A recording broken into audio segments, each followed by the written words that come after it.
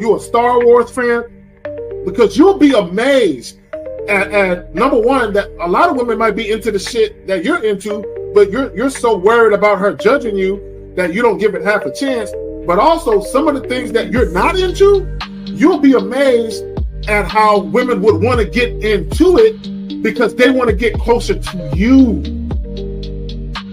A lot of times they say shit like, "Oh, I'm free on weekends," or I'm usually free on Thursdays," or whatever the hell. So if it makes sense, then I schedule a date. If she really liked you from the get-go, there would be no reward system you would have to look for to do anything for, right? Because it would automatically be there, And I like to do this in conversations sometimes. When you're speaking with somebody and you'll hear a girl say something like, "I'll never do this," or "I don't like this," or "I don't like that." And then you'll notice you'll say, "Nah, I kind of like it. I like it when blah, blah, blah." And she's like, well, yeah, when you say it like that, I like it, and it's just kind of like, yeah, you switched up awfully fast for somebody that just really said they don't like something. And so, there's always been clues out there for fellas to understand, like, yo, if they really like you, they will change their whole political party. They're not giving her real instruction. They're not letting her know what it really is. And most dudes don't do it. Most dudes don't say what it is because they're afraid to hear no, or they're afraid to bring up sex too early and all of this and all of that. But the bottom line is this. Either, again, and somebody said it, either she's feeling you or she's not. You understand? Either she's feeling you or she's not. We got to stop all this nonsense, man. Guys are too afraid to hear no, and it's like I'd rather hear no than to waste 2, 3, 4 dates and time spent, money spent, and all this other shit just to find out that you wasn't feeling me any damn way. You see what I'm saying? But so with me, first date is cool. If you don't want to do it on the first date, no problem. You could be on your period or whatever it is. There's a lot of things that could be off on the first date, right? It doesn't matter. But second date, you gotta know what it is. For me, I like exclusive vagina to me. And that's because I don't want to catch nothing to have my later years messed up. And I like to stroke without no condom on. It feels great. No. So I like it. So you like to be hugged by the sugar walls? You like to be hugged? Yeah. I like that velvet, plush velvet. The smoothness. So, but even then, Jay Roman, I hear you.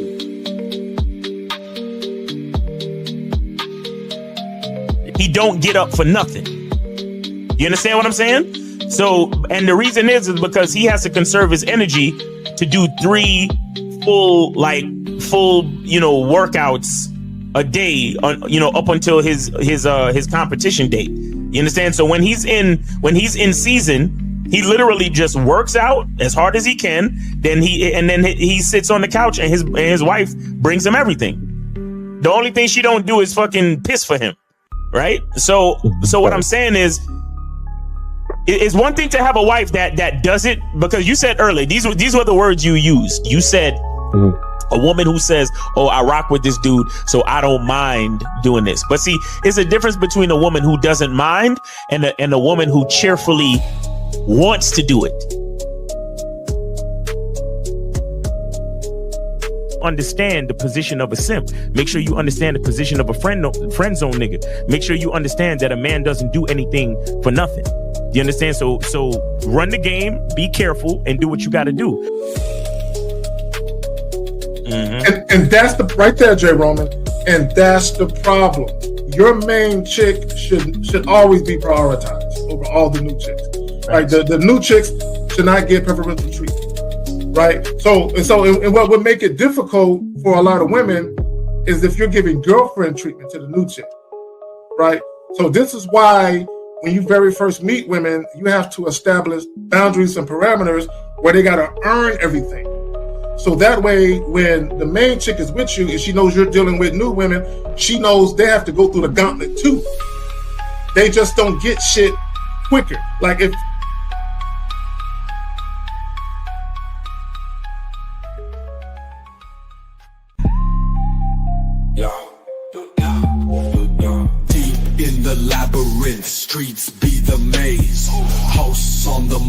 Kerry K set in the blaze, sagging. Miles Cunham with the game so tight. J. Roman lit the torch, keeping it right. Manhood's the challenge, skill set to master. In a world moving fast, gotta move faster. Trap beat, pounding 808, shake the floor. Guided by the host, wisdom like law. Kerry K drops jewels, the crowd enthralled. Words cut deep, no need for brawls. Miles Cunningham, tactics sharp like a dagger. Navigates the game, makes the haters stagger. Journey to manhood, no easy feat. Lessons from the masters, words concrete. J. Roman with the keys, opens the door. Manhood's the path, gotta crave for more. Manhood's the challenge, skill set to master. In a world moving fast, gotta move faster. Trap beat, pounding 808, shake the floor. Guided by the host, wisdom like law. Like law. Oh, What up? What up? What up? What up? What up? What's going on? I like that hat, man. That shit is fire. I like that. Appreciate that. Appreciate that. Yeah, man. What's going on with you? What's going on? What's going on with Miles and Cunningham Elements? What's going on your side of the man? It is still cold. It is still shea butter season. So make sure you get your shea butter. Stop playing with them. Get your shea butter, man. And also get your soaps, man. Yo, the soaps is going crazy. The lemon mint going crazy, bro. So make sure you guys order your soaps. We got the lavender. We also got the rose. And of course, we have the masculine identity soap, all around smell good soap, good moisturizing, good for the beard, good for the scalp, the skin. Man, let me tell you, once you got my soap, you don't need shampoo and all that other shit. All you need is my soap. That's it. You understand? You get the soap, you get the shea butter, and then you get the cologne. Like, you're covered. You don't need no special instructions, nothing. Just wash your ass, moisturize, and then put on some cologne, and then you straight. Everything's perfect. And look, that shea butter, bro. I'm going through my second jar. I'm gonna need to order some more. Look, let me tell y'all, since I've been putting that on, it's hard for me, and I'm not lying. This is not hyperbole. It's because I used to use coconut extract and all that kind of shit. Coconut oil, yeah. When I use, but even when I go outside and it hit the skin, I begin to ash up a little bit. Yeah. However, I put on the shea butter though, it lasts a little bit longer. And not only that, it doesn't have the excess oils like coconut oil would have. So I'm just saying that, it's a very good product. I'm just letting y'all know. Appreciate you, man. Appreciate you. Yes, sir. I'm about to be out that motherfucker. And I'm going through it, and I'm like, and I finished the first jar, and I was mad as fuck, and I'm like, I'm using this shit too much, right? But anyway, so that's some real shit. It's a dope product. It really is. It really is. Yes, For those of you who haven't tried it out, the whipped shea butter is the shit. Mm-hmm. There you go, right there. It ain't Dr. Bombers no more, Dr. Cunningham. There you go. No, exactly. Dr. Cunningham, the Tyler Durden of the game, nigga. You feel me? So make sure you go to Cunningham Elements, guys. Go to Cunningham Elements, get your orders in, and because it's really like first come, first serve. You understand what I'm saying? So get your orders in, man. Because once shea butter season is over, we're not gonna be able to do it until next year. So make sure you get your orders in now. All right, so real quick, shout out to Duca Lux for the Norwegian Chrome 100, a coffee or two. Look, I've been chilling on the espressos lately because the dentist told me not to, and she was pretty, so I listened to pretty women. I'm just fucking with y'all. I'm just, but she was attractive though. I'm looking at her like, bitch, you with your cute ass. Mm-hmm. But anyway, shout out to her. You know what I'm saying? She's young too. Shout out to her. You know what I'm saying? For having a vision and doing her little dental thing. But real quick, definitely get the likes up. But also, guys, the call-in number, 1-844-672-7300. $5 per question, $10 to tell a story. If you do have a question, like Jillian said, put a Q followed by your question. We are talking about most women aren't meant to stay.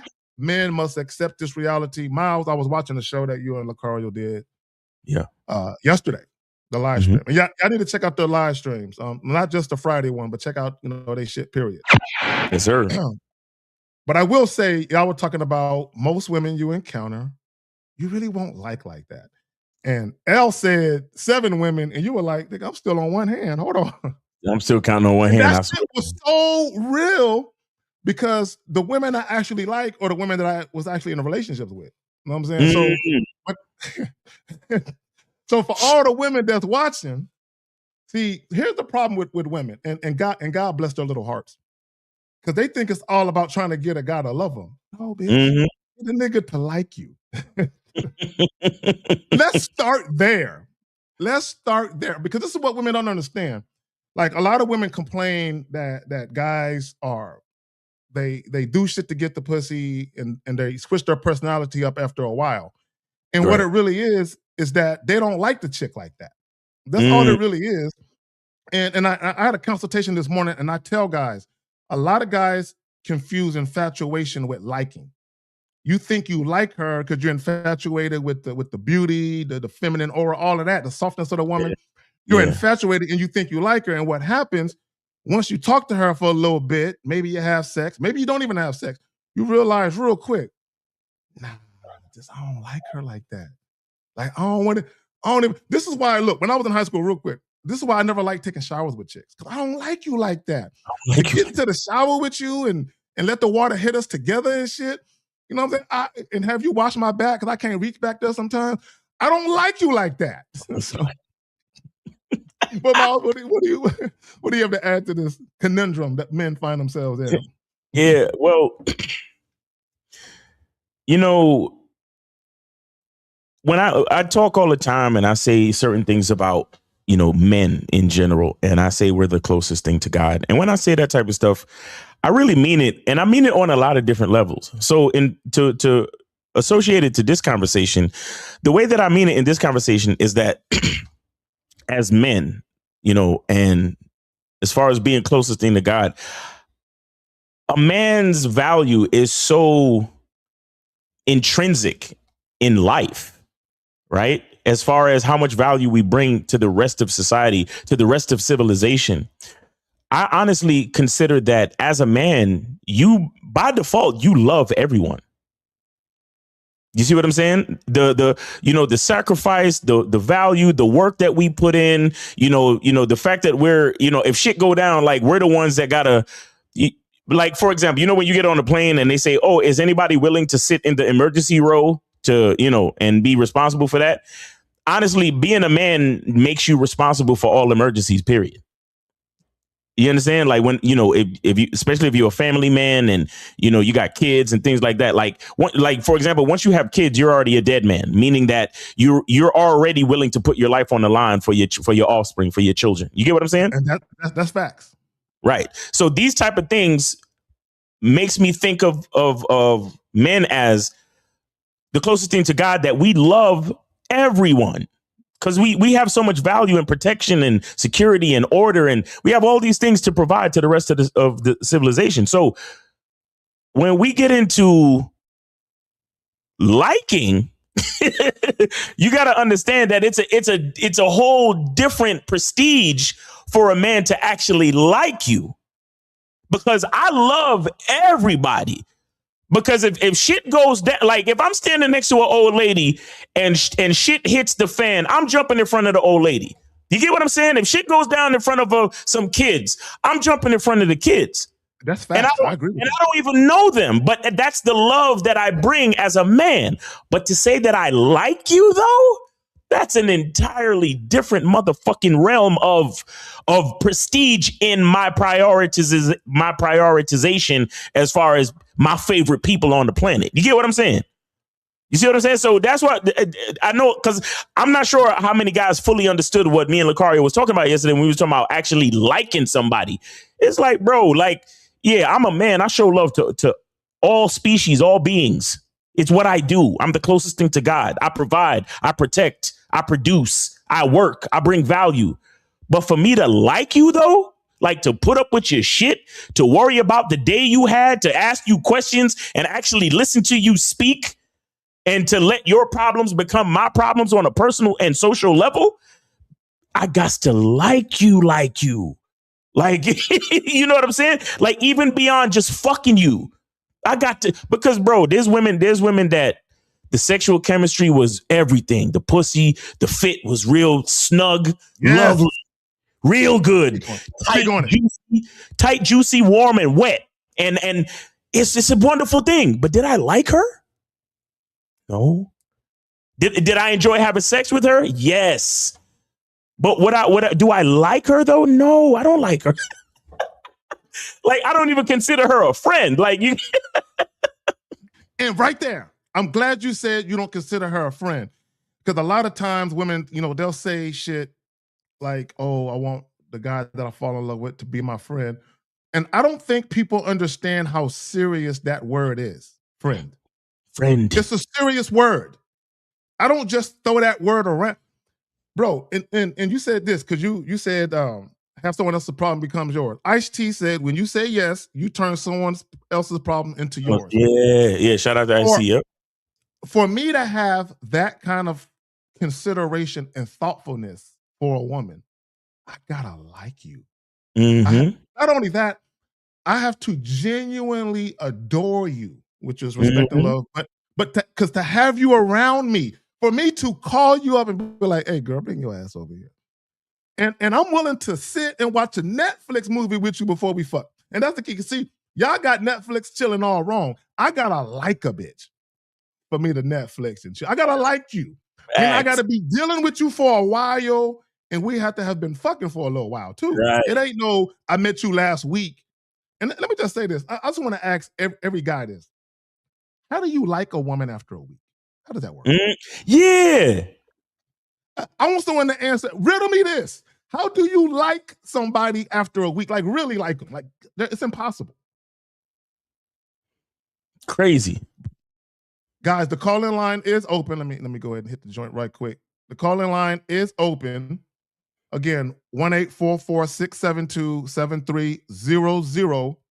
Right? If you guys got any questions, anything going on, feel free to chime in. Again, you can also put a Q in the chat followed by your question. We can get you there. Yeah. Jay Roman in the house. What's going on, homie? Yeah. Apologize for the tardiness. I had to change the batteries in the smoke detectors. We didn't have that going off during the show. We can't have that. No, we would have clowned you, bro. Yeah. We would have Real shit. Nah, appreciate that. I realized I need to order some more batteries though. There you go. So what's going on, fellas? Chilling, man. How you, Zach? Hey, chilling.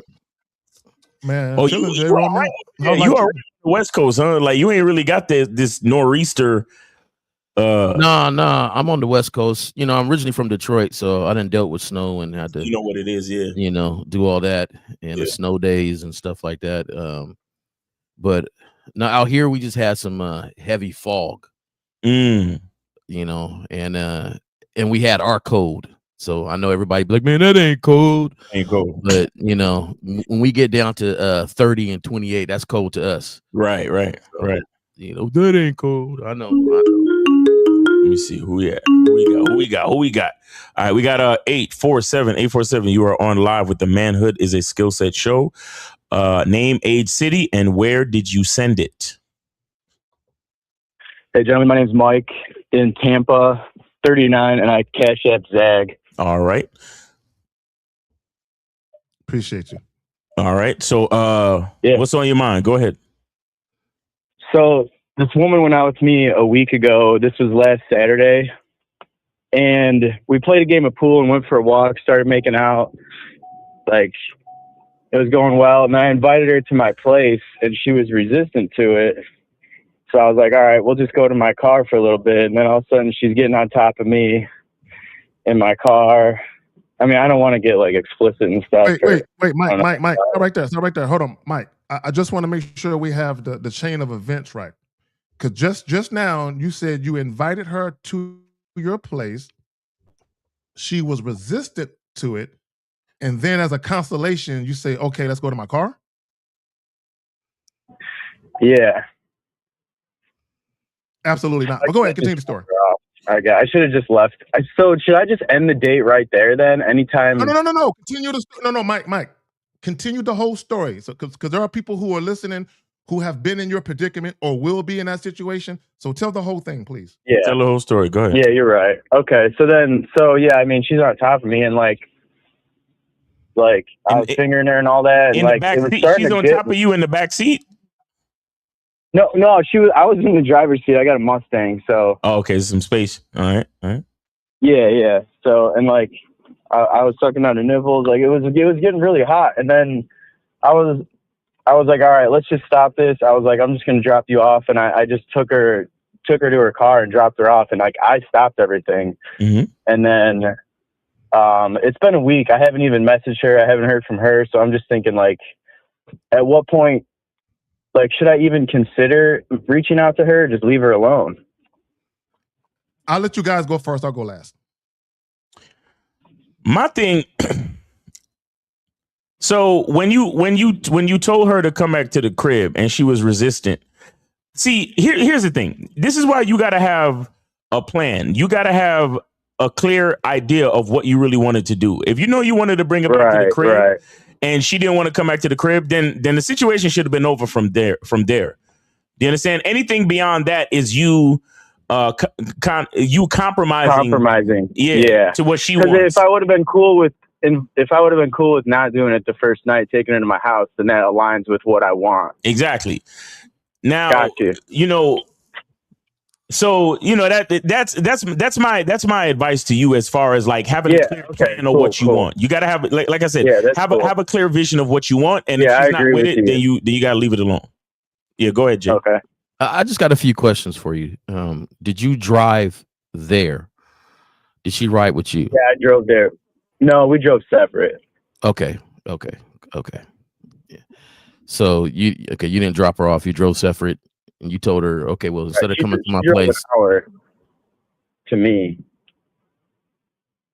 Okay. She drove to your house, and then you drove to whatever place you guys went to. No, we just met up at a bar like 5 minutes from my house. Now, when you said, hey, won't you come back to my place? And she said no. And then you said, well, come sit in the car for a minute. Yeah. Yeah. Okay. All right. And did she give you a reason of why she didn't want to come back to your place? I fucking wish I would have. Well, I remember it wasn't like, no, I'm not doing that. It was almost like a not right now type of thing. Cause I think she was feeling me. I mean, but the point is like, she was resistant to it, I guess. Okay. So the only thing I can say is I totally agree with Miles. I do. The thing is, I just don't want you guys walking around with the sour face, right?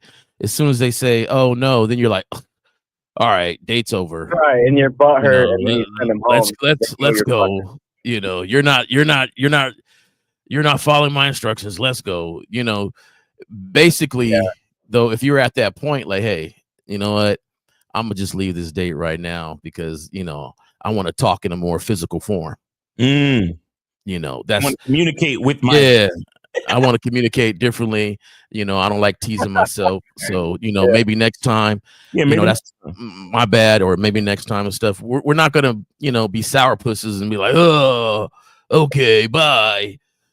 So that's my only thing. You say it in a certain way, you get out, you let her know, maybe next time or something like that. Now, you say you haven't contacted her. What's your reasoning for that? Because I honestly was seeing if she would contact me. Okay, now did you at least say, hey, had a good time, text me, let me know you got home? Yeah. You know what? I did, and I didn't hear from her. Yeah. Oh, okay. Yeah. Yeah, that's a wrap. That's a wrap. Okay, yeah. So let me so let me jump in here real quick, and I agree with everything that both Jay Roman and Miles said, and let me just toss this on there as well, to what Jay Roman was saying. if I want guys to understand the difference between a woman who is showing a lack of interest in you at all when you try to invite her back and she's like, no, I don't want, versus a woman who you guys are kind of making out. There's definitely some interest there, some curiosity there. Yeah. And it's not necessarily a hard no, like I ain't trying to fuck you at all, versus on tonight is not a good night. And like the fellas was saying, all right, well, look, walk into a car, hey, hit me up when you get home safe. And then at that juncture, if you want to see her again, you just hit her up and let her know. Come to the crib with it. That's it. You don't offer another date. But let me also say this though. What you do not do is let a woman know you want to come back to your spot. She turns that down, and then you sit in your car and y'all start dry humping. You don't want to do that. You don't want to do that because this is what it looks like to me, right? And I'm not saying you were doing this, but I know guys do this when women are initially resistant. Guys be like, well, let me make out with her and try and get her horny. Let me try and get her there, and then maybe we'll have sex. You don't want to do that either. Okay. Plus, it looks it looks like a consolation prize. Yeah. Like you're bargaining for every little step. Okay, well, if I can't take you home, can we sit in the car and I can finger you? Oh, okay, if I can't do that, can we kiss? Can I touch your hair? Can I smell your hair? Yeah, it's almost like you're bargaining for every little interaction. I want that. And you always want to be in control of you. You can't control another person. But I'm not gonna sit here and be teased. Like, how old are you again? 39. Yeah. Come on, man. Like, you know what teasing is about. You know what it's about. Now, I don't even say call me when you get home. I say somewhere safe because I don't know if you're going home. Right. Exactly. Yeah. So it's letting them know, like, or call me. Text me when you get to your destination. That's Call me wherever you're going. Let me know that you're safe, because you don't know where she's going. She might be like, "Hey, I'm going to my dude's house. I'm going to go get." Thank you for the date. I was curious about you. You seem cool, but I got something else lined up. Going on. So because sometimes that's the real reason why she can't go back to your house. Yeah. You understand? But so Carl, I want you to notice something. I want you to notice that, again, like Jay Roman said, you taking her to the car just to feel her up is a consolation. And a part of when it comes to certain things, man, it's gotta be all or nothing, especially when upon first meeting a woman or the first date. It gotta be an all or nothing type of thing. And the reason is because you need to establish your respect, your self-respect. You got to establish that, because if you invite her back to the crib and she's resistant, but you take the consolation prize of feeling her up in the car, there's a part of her subconsciously that knows that there's a level of self-respect that you don't have, which is a part of the reason why she didn't text you that she was safe. Do you understand that? I see. Yeah, that's good. Because she's like, oh well, I don't need to let him know that I'm safe. Once she left your presence, you were not on her mind anymore, because there's a level of self-respect that she knows that you don't have for yourself, because you're willing to settle for feeling her up in the car. I like that. I didn't see that. I like that. Right. Bro, but here's the thing too. Sorry, Kay. Here's the thing, real quick. Now, what I would say to you is that if you get more experience in dating, and you're the type of guy where it's a part of your masculine identity to build things up, then let your vision be to bring her to the car, get her hot, and then bring her to the house, because you're building. Oh. But don't ask her to come to the house, and then if she says no, you be like, all right, let's go to the car. You get what I'm saying? Because you got some guys, they love making out in their car. Like, whatever. Like, it's all good. I'm not saying you shouldn't. But what I'm saying is, let it be on your terms. Let it be a part of your plan. But go ahead, Kate. Yeah. Right there. Mike, real quick. And I'm glad you added that part at the end. Let it be on your terms. See, Carla, what you did was you did shit on her terms. She basically said no to what you said, and then you did something that you thought was more acceptable to her. That's what you did. Right. So essentially, and I said this, I want guys to understand something about women. Women don't necessarily consciously think of all of these things. A lot of it is subconscious. They just don't like it. And they're not necessarily consciously thinking of why they don't like it. They just know they don't like something you did, right? And what you did was you compromise yourself. Like the fellas is saying, you said, all right, look, I can't get that pussy, but I'll take scraps. I'll take making out. I'll take finger banging you in a car. Let me ask you this. When she was in the car, while you would, while you got her draws to the side and all of that, was she grabbing and groping on you? Oh yeah, I mean, she was on top of me, just making out with me. Like it was. No. That's not what I asked. That's not what I asked. Nope, that's not what I asked. I said, was she grabbing and groping? Was she grabbing your member? Was she trying to get that motherfucker out? No, she didn't. She did. She ain't never touched it. She ain't never ran her hand across at a nut. No, I think she did it once, but it wasn't much. Okay, guys. I need you guys to understand something. When you are in the quote unquote throes of passion with a woman, or at least you think you are, if a woman is not touching you, if she ain't trying to see what that motherfucker feel and look like, she don't want to fuck you. I promise you she don't. That's a fact. That's a fact. That's a fact. It's a fact. That's a fact. So it's not even worth me even calling her now. No, call her. I already told you. You already threw your self-respect out the window. Please do not call her.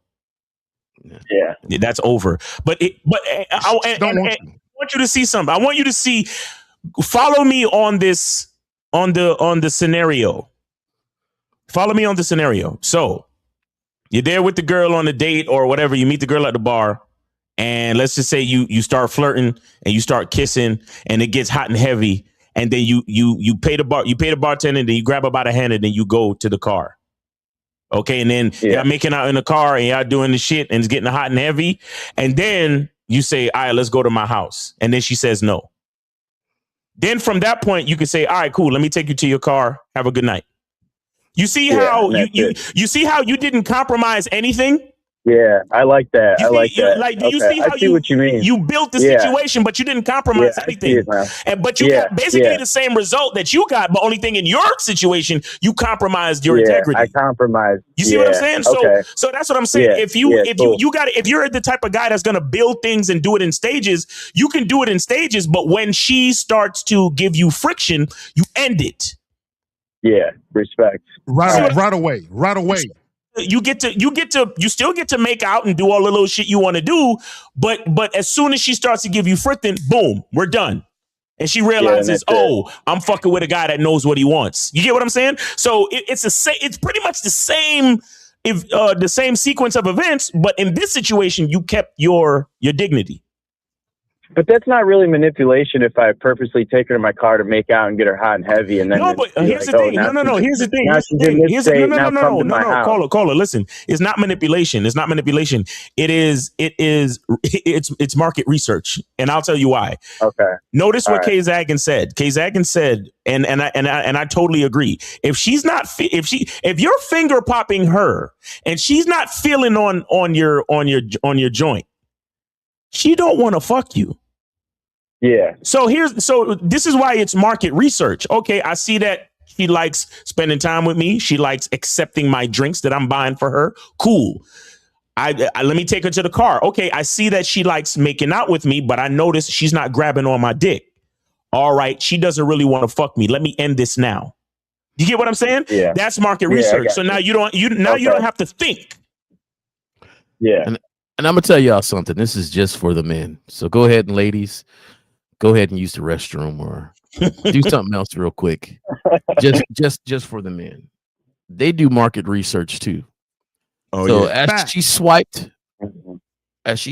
by your Johnson there, she might have thought, it's kind of small. No, I'm good. And I'm not saying you are small. I'm just saying that they touch it to do research too. Yeah. So you really need to know what type of jeans you got on, what type of clothing you got on. Are you a shower? Are you a grower? You really need to know yourself to understand.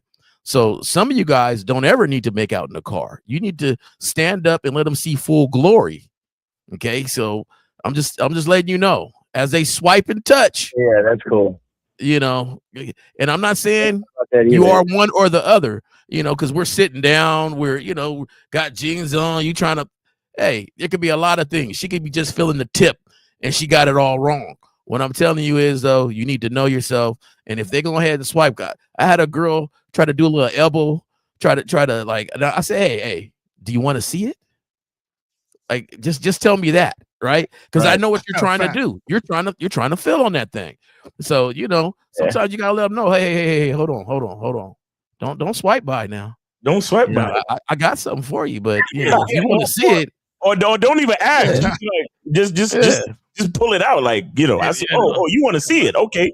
Yeah, you want to see it. All right. Yeah. You want to see it? Okay, here we go. And real quick, to back what the fellows were saying, I actually did a video about that where it was like a second date update. And a woman went out with a guy. She was physically attracted to him, muscular guy, but she felt his shit through his pants, and she felt like it was a snack size, not the economy size.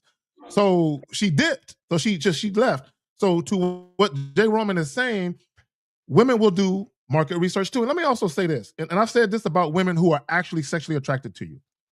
When women are sexually attracted to you and they are alone with you, they want to know what it looks like. They want to see it.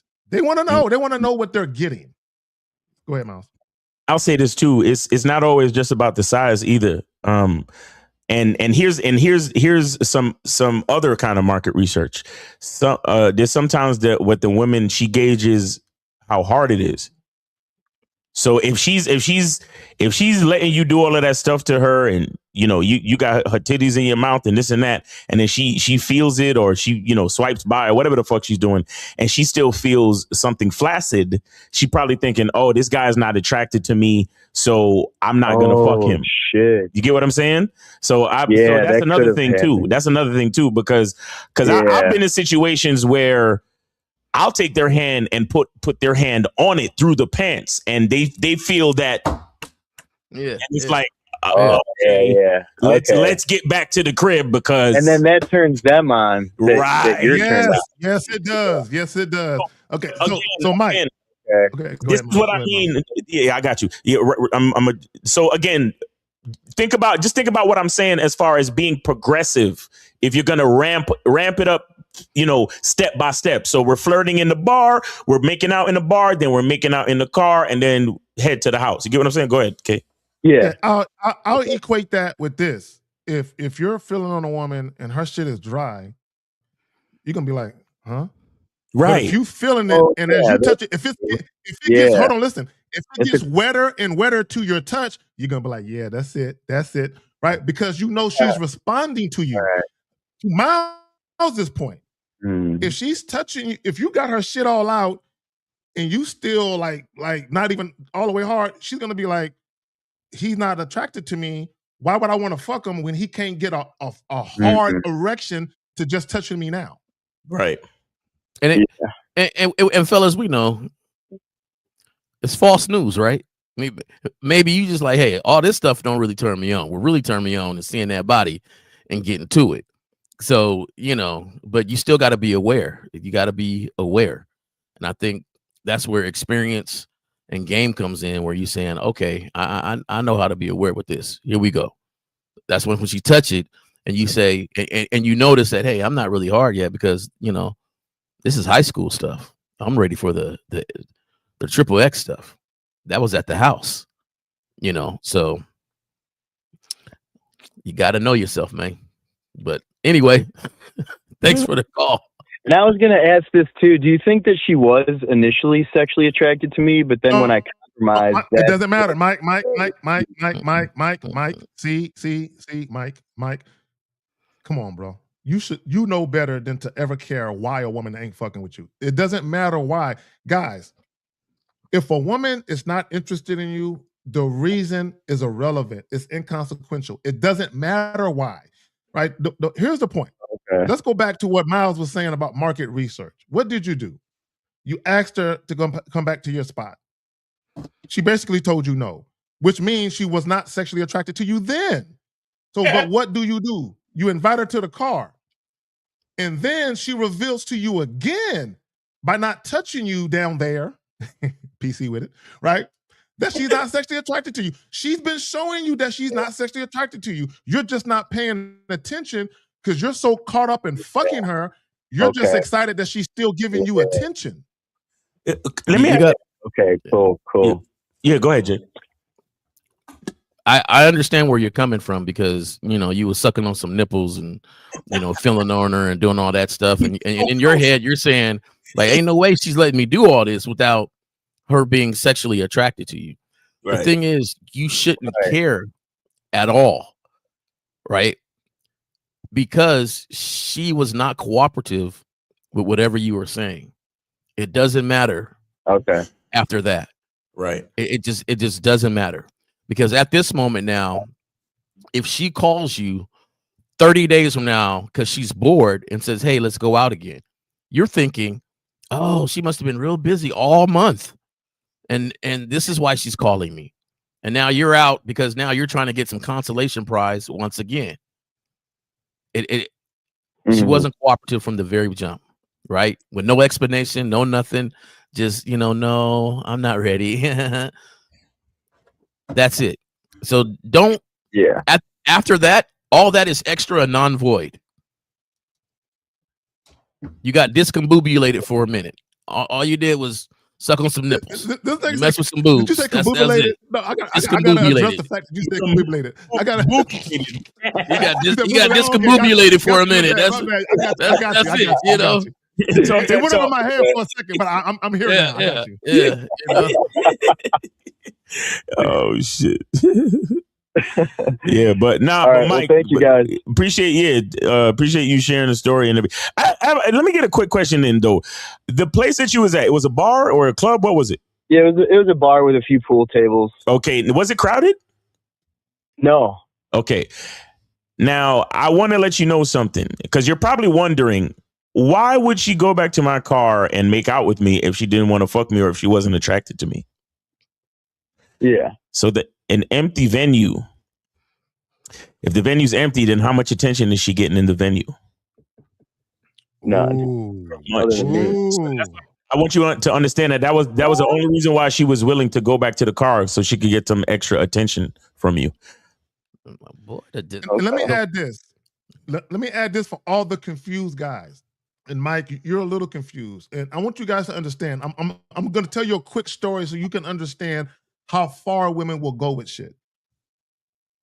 I had a homie one time. We was in a line to get into a club, and it was like, you know how Miles, when you go to J. Roman too, when it's crowded, they let you in as people are leaving because it's that crowded and shit. And it was one of those joints, but we was at the front of the line. So this chick came up out of nowhere, came to the front of the line, walked in front of one of my homies, stuck her hands down his pants and grabbed his shit. She didn't say nothing to him. That's all she did. And he let her in front of him because she did that, right?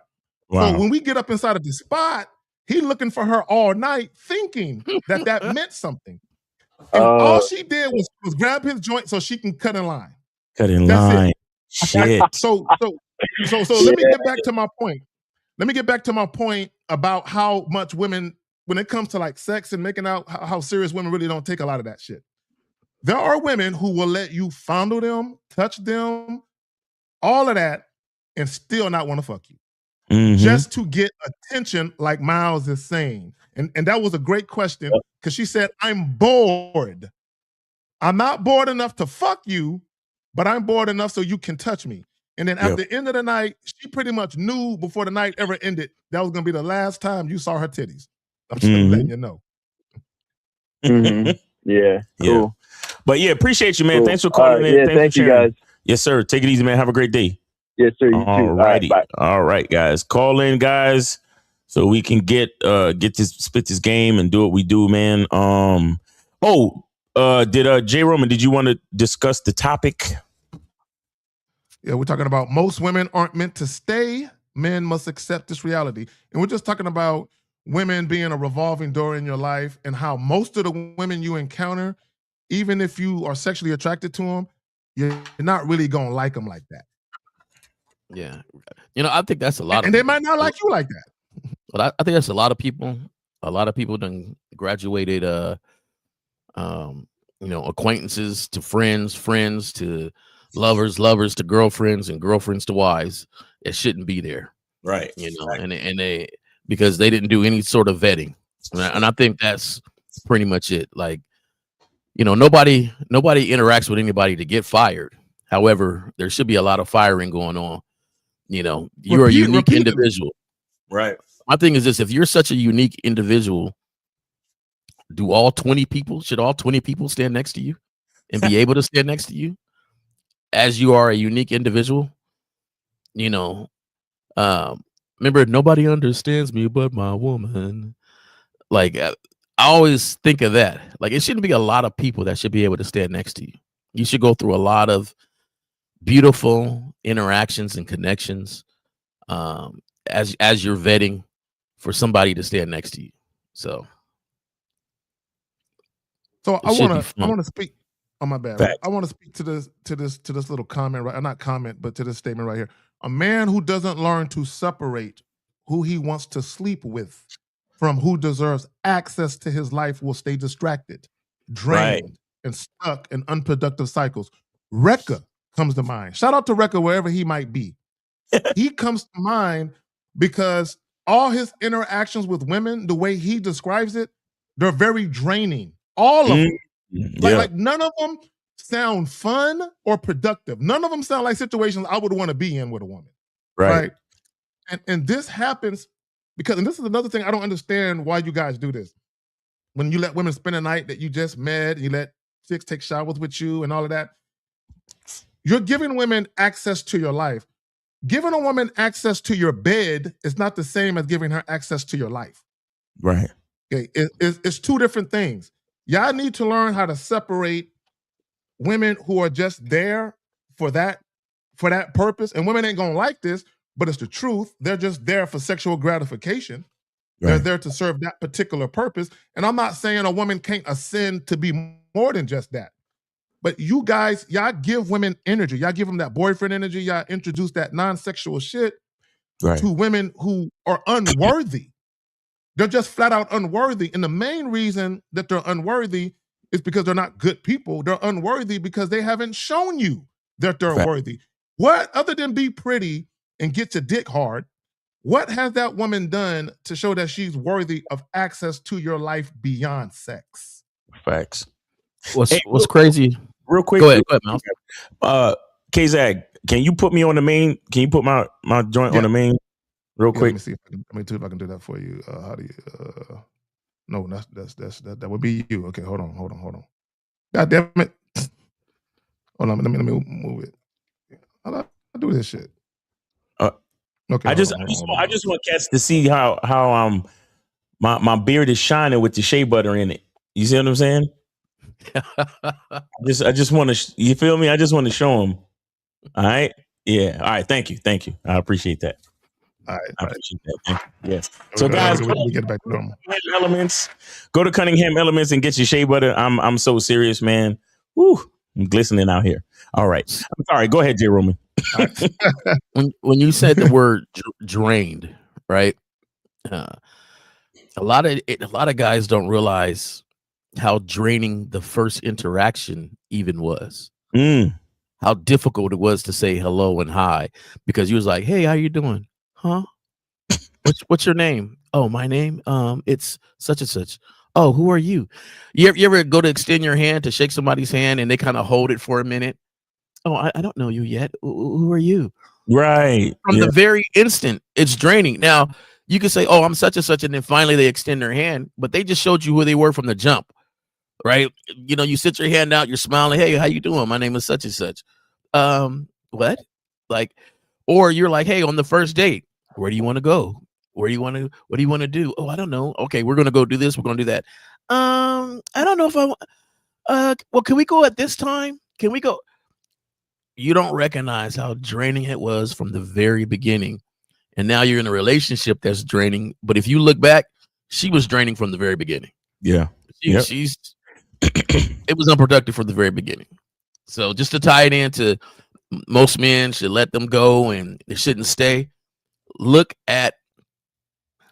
Don't be blind with beauty as you interact with them.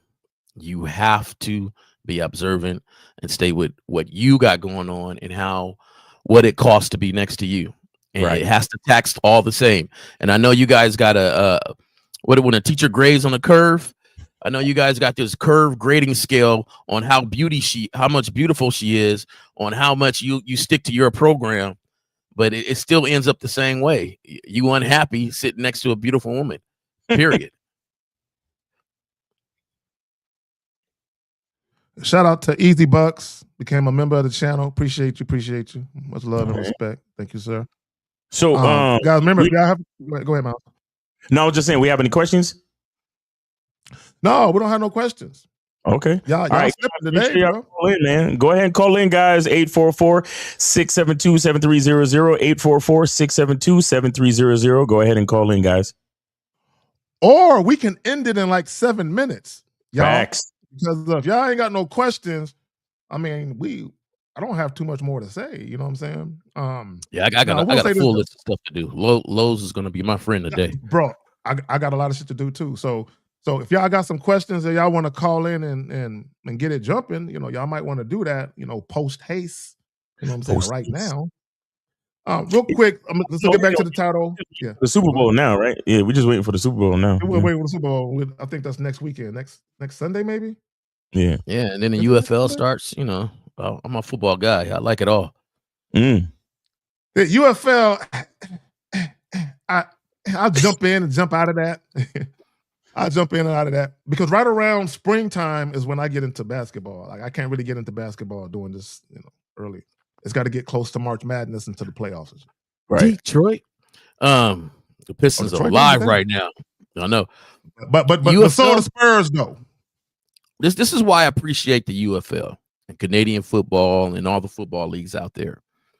In my day of playing football, I might not have been good enough to play in the NFL, but I was definitely good enough to play in the UFL. But that stuff wasn't around then.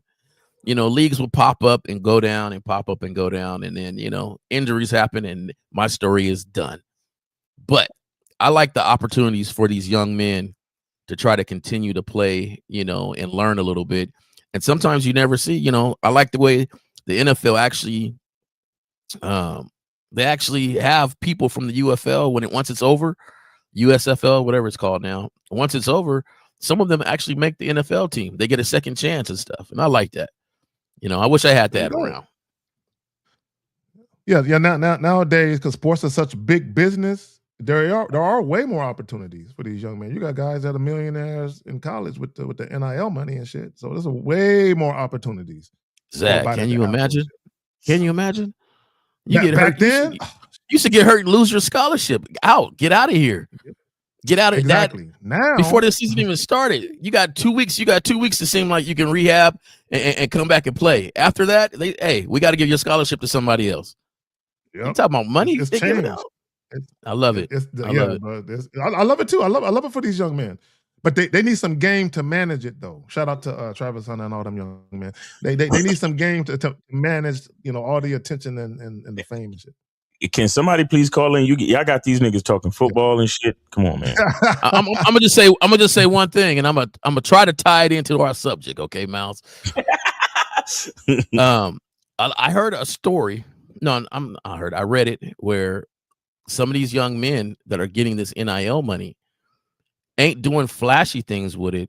But I heard this young dude who got some NIL money. He bought an apartment building. Dope. He bought an apartment building and, tenants and everything, took care of it and some other stuff. So he's already set up and making his financial moves at a younger age. Right. Now, the crazy thing about that, he could be financially smart at a young age, which is an excellent thing. It is great. But if he ain't got no game, a woman gonna come and take half that stuff. Exactly. If he didn't let her go because she didn't need to stay. Did I tie it in or what? There we go. Yeah. Facts. Nah, real shit. Yeah, there you go. And to Alan Garcia, where else are you gonna put the question, buddy? Where else are you gonna put it? Like put it in the comments. Like you put the work. To your point, J. Roman, yes, there are guys who are very responsible with money. They're good with money. They know how to make money, but all it takes is that beautiful woman to come along and upset all of that shit. Facts. Yep, that's really what it is, man. And you know, how's Travis Hunter doing? Did she divorce him yet? No, I haven't heard anything. Okay, good. But good. he was injured for the better part of the year, so he was out. So because of that, he wasn't in the spotlight. They weren't talking about his shit. So that probably has something to do with it. Okay. Yeah, because I'm expecting her to just anytime now be like, oh, it's a matter of time. It's a I matter of don't time. love him anymore. Bye. You guys got to understand. It's just a matter of time. You're missing the program, all right? You have to have a child first.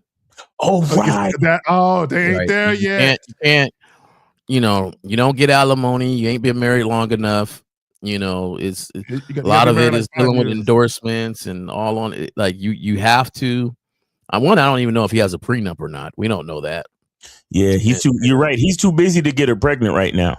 And then things like that. But I wish the best for him. I wish I hope it work out.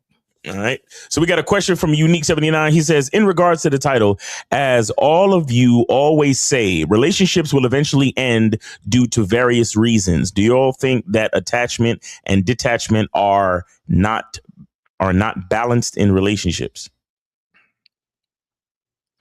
I don't understand the last question. I will say this about relationships. I will say this.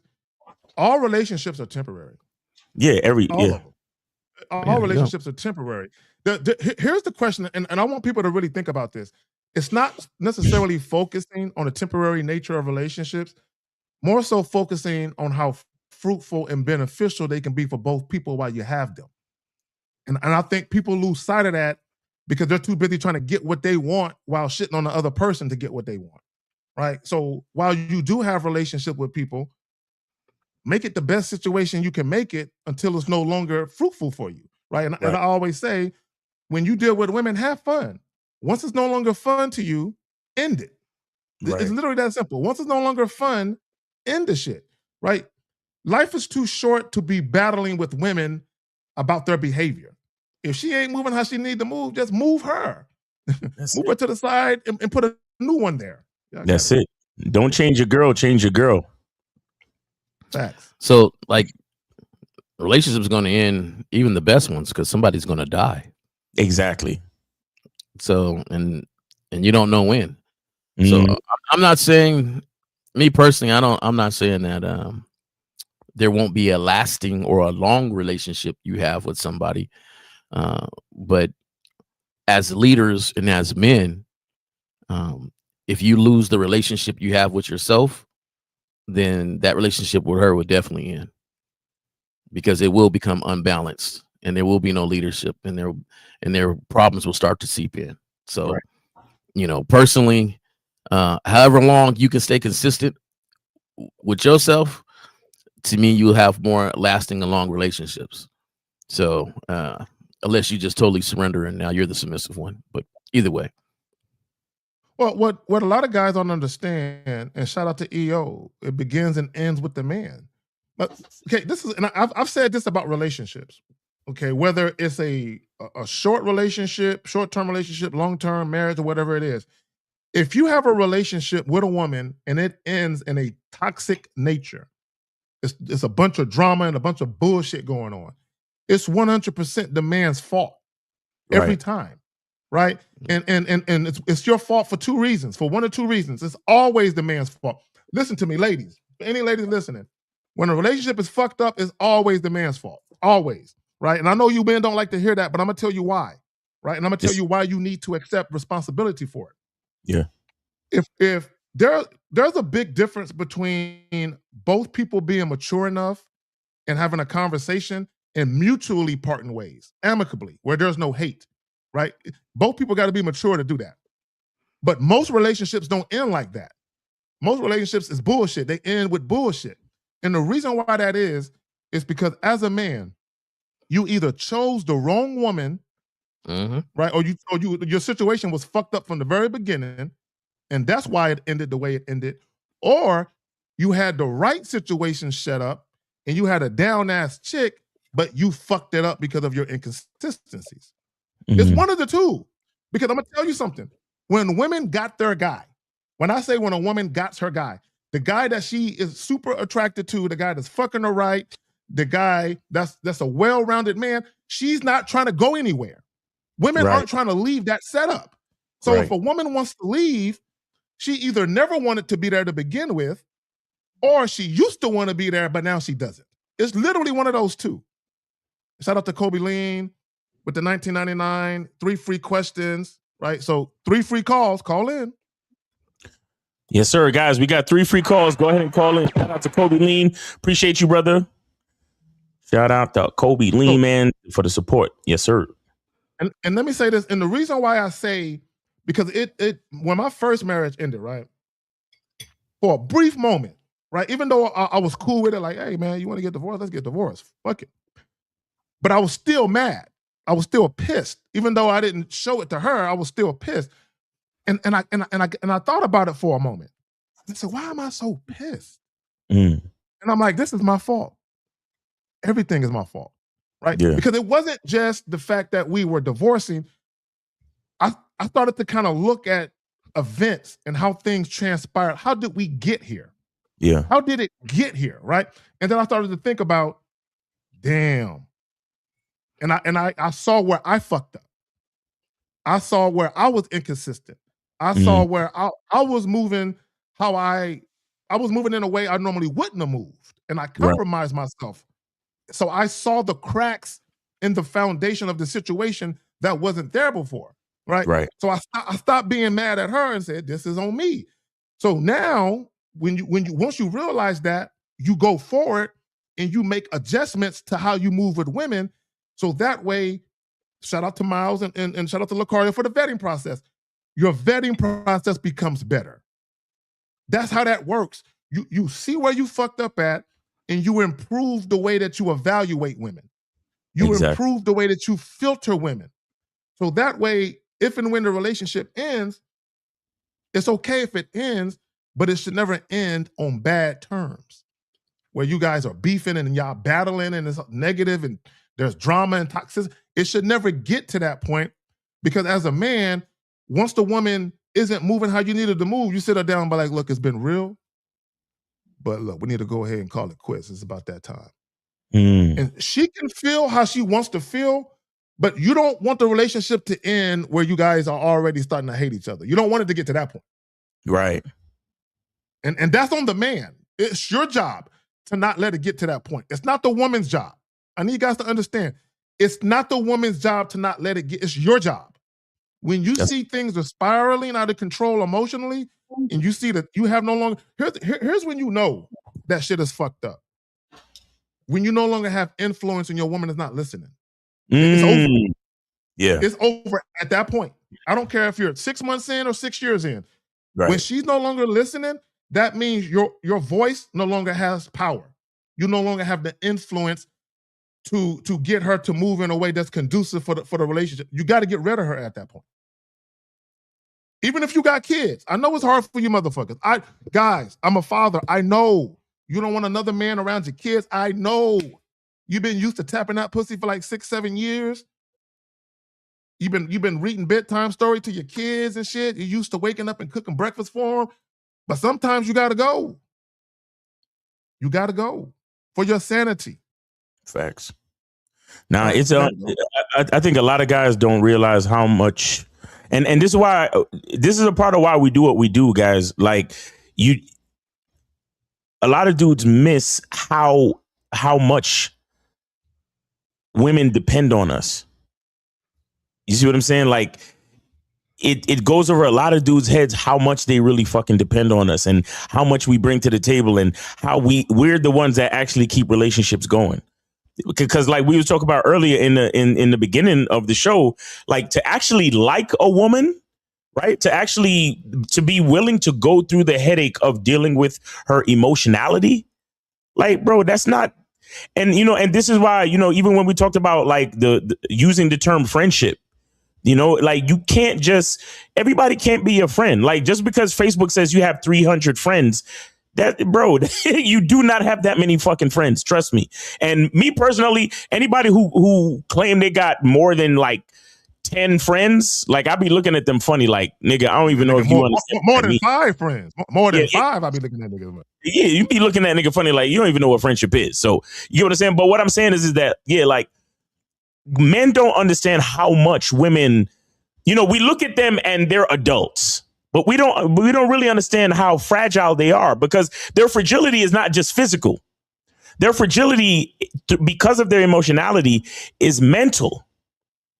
And we got to be there to fucking, that's why we're the natural leaders. We got to be there to guide them through the fucking woods. We got to be there to guide them through the storm. They fucking emotionally depend on us. They physically depend on us.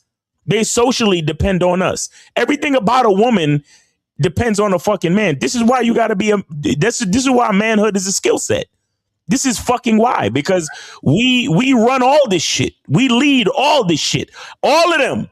Every last one of them, every last one of the boss bitches, every last one of the independent women, every last one of the fucking feminists with the blue hair and the Karens and all of them bitches, all of them are depending on us. Every single last one of them. You understand? And a lot of men don't realize how important that shit is and how on point we need to be to make sure that shit goes down correctly. You know what I'm saying? It's really important, guys. 2126. You are on live with the Manhood is a skill set show. Name, age, city. Where did you send it, or are you taking a free call? Yes, hello. This is Hamza. I'm 26 from Morocco. And Hamza, 26 from Morocco, and you're taking a free call? Yes. All right, go ahead, bro. What's on your mind? Yes, sir. So I have a question. I know you guys are talking about not liking women in general, but my question is, I have some type of hold like. On, Hamza, hold on, Hamza. You said something that's not accurate. We're not talking about not liking women in general. Hold on, real quick. This is not a female bashing panel, channel, or any of that. No, we're not talking about that. We're talking about the fact that this is with anybody in life, family members, co-workers. If you really think about it, most people you really don't like when it comes to their personalities. That's what we're talking about. Go ahead. Exactly. I agree. Yes, that's exactly what I wanted to ask, actually. That's my situation. I don't really like people in general. I just I'm not that social, I guess. But my question is, how can I navigate life when I know that I don't really like people that much? How can I filter through the people? I'm not just calling about women. I'm talking about people in general, especially family members or people like other associates in life, in work, or in your normal life, basically. Yeah, that's my question. Well, I'm going to turn this question over to Zag and Mouse. I might be the rare individual that likes people. Like, I really like people. Like, the thing is, I feel like most people are too invested in expectations of other people. Right. And I really don't have any expectations of other people. Right. Deep down inside, I know that they're always, or majority, is going to do what's best for them. Right. So I can be cool with a coworker and like that we are different. But at the bottom line is, when something happens, I know he's going to cover himself and his ass more than mine's. And sometimes the reason I don't believe you should go through life not liking people. There's too many people on earth. Now, being friends and letting a certain amount of people get close to you is something different. You don't have to let everybody get close to you. Everybody you know doesn't have to be a friend. Everybody that is an acquaintance, you don't have to be chummy with. However, I love seeing people and seeing the difference in people. I like going into a room and seeing a mixture of people, not just race, but financial, likes, music. It brings variety to our society, and I love it. So when I'm at work, there's people that irritate me, but not long, because I'm not too invested in it. Right. I'm not too invested in those people. So you can socialize without giving too much of yourself to not like people. And what I mean by that is saying hello and hi is not giving too much. Hey, how you doing? How was your day? Have a great weekend. Cut conversations off if you don't want to talk. You know, if you need to handle something, be private and handle it. You don't have to say a lot of things about yourself. And you don't have to hear a lot of things about other people either. But I don't know. I'll turn this over to Miles and them. I like people. I just don't invest too much in them. I believe half of what I see and none of what they say. So that's what I go. So, caller, let me ask you a question. Yeah. Your name is Hamza, right? Yeah. All right. Do you like Hamza? Yes, I do. Yeah. What do you like? I love Hamza, actually. What do you? So, no, I didn't ask you if you love Hamza. I asked you if you like Hamza. That's what I asked you. Okay. What do you like about? What do you like about yourself? I like the fact that I have this, like, how do you say it in English? Basically, I have this. I'm not sure how do you call it. This, I guess, entitlement or something like that. But I just like to think for myself more than other people. Basically, I just like the fact that I actually give myself the most priority. And I don't give a fuck what other people try to say about me. But that's the most thing that I like. I like also the fact that I'm okay with being alone, with being with myself. And always you're okay. having my own back. You're okay with being alone? I guess I said I like the fact that that's like one of the things that I like about myself, basically. No, but you said you're okay with being alone. Versus you like being alone. Two different things. Yeah. Well, the thing is, most of the times I am alone, so I guess I like being alone because when I talk to people, I don't like. You see, I'm having trouble with your language because you said most of the time I'm alone, so I guess I like being alone. You see, I'm not buying this. I'm not buying this, Hamza. There's something going on with you, and I think because let me tell you something. Everything starts from within. So when I heard you say I don't like people, all I'm thinking about is what do you really think about yourself? And based on your language, I'm not getting anything convincing that lets me truly believe that your company is the best company for you. Yeah, the thing that makes me a bit hesitant is the fact that I'm not at the most optimal situation that I can be at right now. Hamza, right there.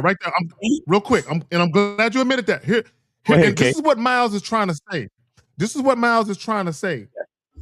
When you actually like yourself, there's going to be people that want to be around you. Period. Right? They're going to want to be around you.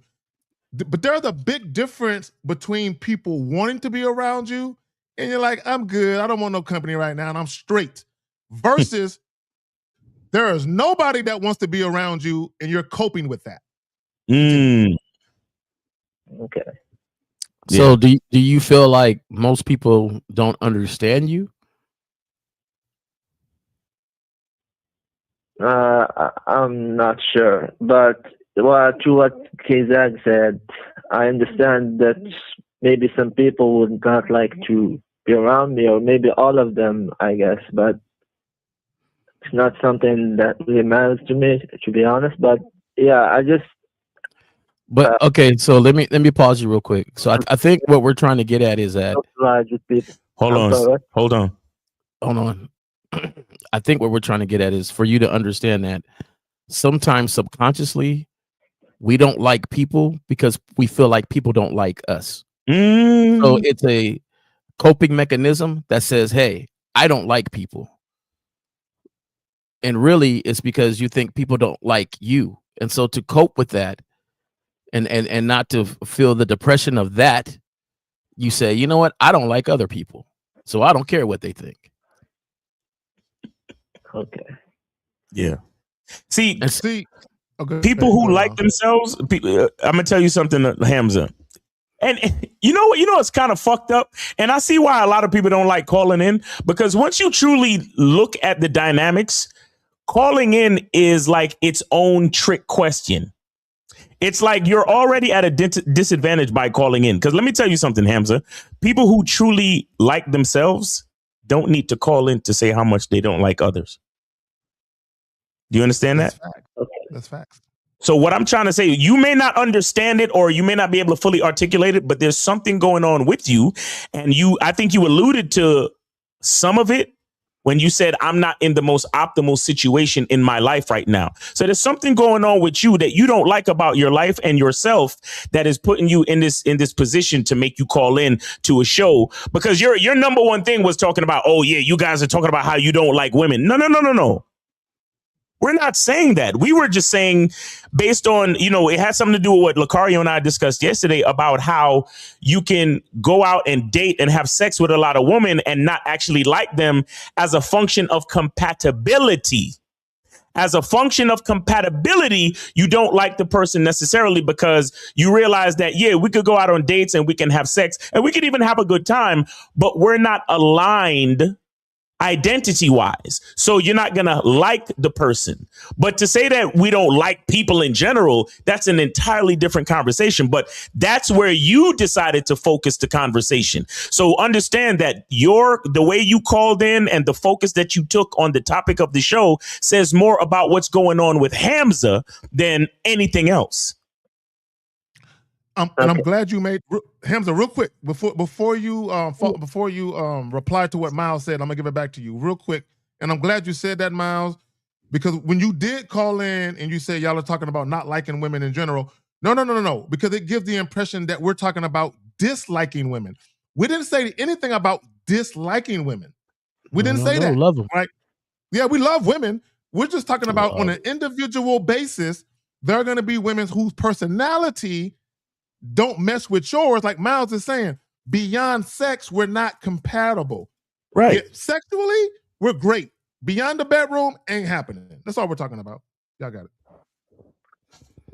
So Miles, just to get back to what you said, I watched the show with Lucario and you yesterday. I know exactly what you're talking about. I never said that you guys don't hate women or anything like that. I remember you guys said something about the body count and the like count, which I agree with. Yeah. Where you said body count doesn't matter, but like counts matter, right? Okay. Yeah. So I know exactly where you're coming from. To come back to what you said, I think, like you alluded to the fact that I mentioned my personal situation. I agree that probably is the main factor that I need to focus on to see what's going on exactly. Yeah. But my question originally was, how can you navigate those hurdles to improve my social awareness, social skills, and actually start to like socializing with people? Okay, That's so what I'm trying to have. Okay, so this is not okay. So this is what I'm saying to you. This exposes a lot. Thank you. So what I need you to understand is you are not having an issue with liking people. You are having an issue with your own social skills. That's what it is. So because you called in and said, I don't like people in general. And you also tried to say that you were cool with yourself and you like being alone. But now and I think Jay Roman touched on it a little bit earlier it's more like you're having issues with having better social skills so you can learn how to speak to people and relate to people, correct? Yeah, so that plus the fact, like when I say navigate, it's the fact that also there's that part of me that really hates some aspects of people in general. Like, stop. Here's what you need to understand about life. About life. There's no way that you can hate aspects of people without hating yourself. No fucking way. Because all those people that you think you're talking about, do you know any of them? No. Okay. How old are you? I'm 26. You have been living with Hamza for 26 years. Anything that you claim that you hate about people, it starts with who? With me. Exactly. So this is where you got to start. This is why we tell you the truth is inside you. This is why we say it all the time. Lucario and myself, we say it on our show. You got to start with yourself. You think you talking all this shit about all these people. You don't know none of those people because you don't even have. And I'm not trying to insult you, but based on what you've told us, you don't even have the social skills to get to know those people. So how the fuck do you know that you have this? You know what I'm saying? That you don't all these people you don't like and this that. No, it's something you got to start with self. You got to start with Hamza and realize, okay, I got to learn to like Hamza, and then from there I got to learn to practice my social skills so I can learn how to relate to people. Now, learning how to relate to people don't have anything to do with liking them or not, but it's about communication. It's about realizing that you're a human being like others and that whether you acknowledge it or not, we are actually all connected. Do you understand that? Yeah, I understand. So until you reach that level where you start to realize those things and you have a mindset to understand that we're all connected, to understand that you have to start with yourself. Let me ask him a question here. No, it won't change. Go ahead. Hamza? How do you pronounce your name again? I want to make sure I say it correctly. So it's Hamza. Hamza. All right. Are you on anybody's program? Because I know you listen to the shows, but are you on anybody's program? Yeah, so I used to be on the Zoom calls with Miles. I don't think you remember me, Miles. I was under the name of HP. Yeah, I actually do remember you. I do remember you. Yeah, Okay. I've been with you on the Zoom calls for 2 months. I also got the Lucario membership, Babel membership, just for a month. But afterwards, I had to drop and just stick with the free shows because, right, couldn't afford it anymore. Yeah. Okay. Okay. All right. Well, take advantage of the free shows and type in those questions and stuff. I think right now, though, you would really benefit from some coaching. Yeah, from Miles or wherever you're comfortable with. Zag, actually, to be honest. Yeah, or Zag, yeah, whichever person, because it's almost like someone's looking out the shell and they say, I don't like what's outside because they're nervous to step outside. And you're there because you made the phone call. You're there because you understand what we're talking about. You're there because you agree with some of the things. And it's time to start kind of making those steps, right? Do you live in Morocco or are you from Morocco? No, I live in Morocco. You live in Morocco. Okay. I work with somebody that's Moroccan, and he's told me a little bit about the social life and things there. So, I definitely would step out and enjoy life there. However, you might want some coaching to help you with that. And maybe you can, email Zag or, one of these gentlemen to set something up because, you're there, but you got to start putting some real action behind it. Let me ask the caller a real quick question. Real quick, because I don't want to get too far into it. As far as your religion, do you feel like, based on your upbringing, that you weren't exposed to dealing with people socially? Was that a problem, in your adolescent years, teenage years? As far as my religion, yes, that affected my upcoming as a kid.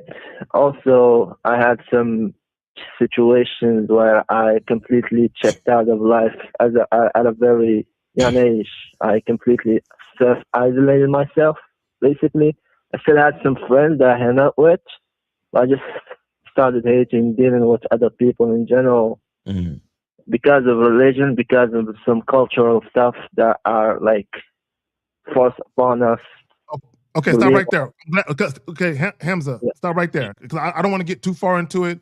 This might be something you need to get back with Miles on, because we're talking about identity or an identity crisis, right? And what I mean by that is because of your culture, your religion, and your upbringing, it seems that was the preeminent, dominant thing when it comes to how you move.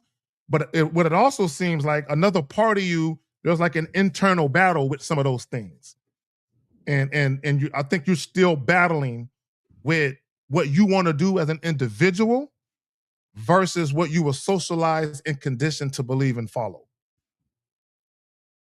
Yeah, that's for sure. All right, man. Well, Hamza, we'll let you go now. If you get back in a situation where you could get some coaching, some one-on-ones, or get back on the Zoom calls, that would be dope. But until then, I guess keep checking out the shows, man. Appreciate you. All right. Thank you, guys. All right, man. Take it easy.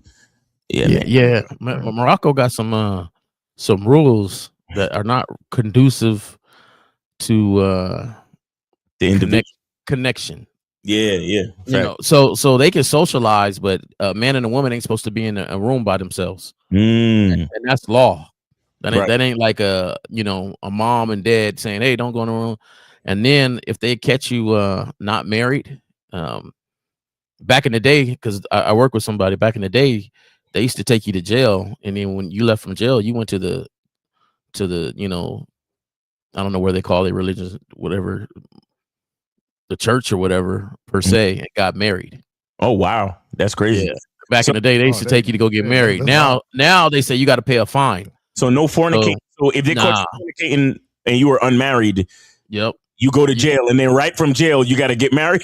back in the day, that's what they used to do. Now it's a fine. Now it's a fine. So you got to pay a fine. But see, and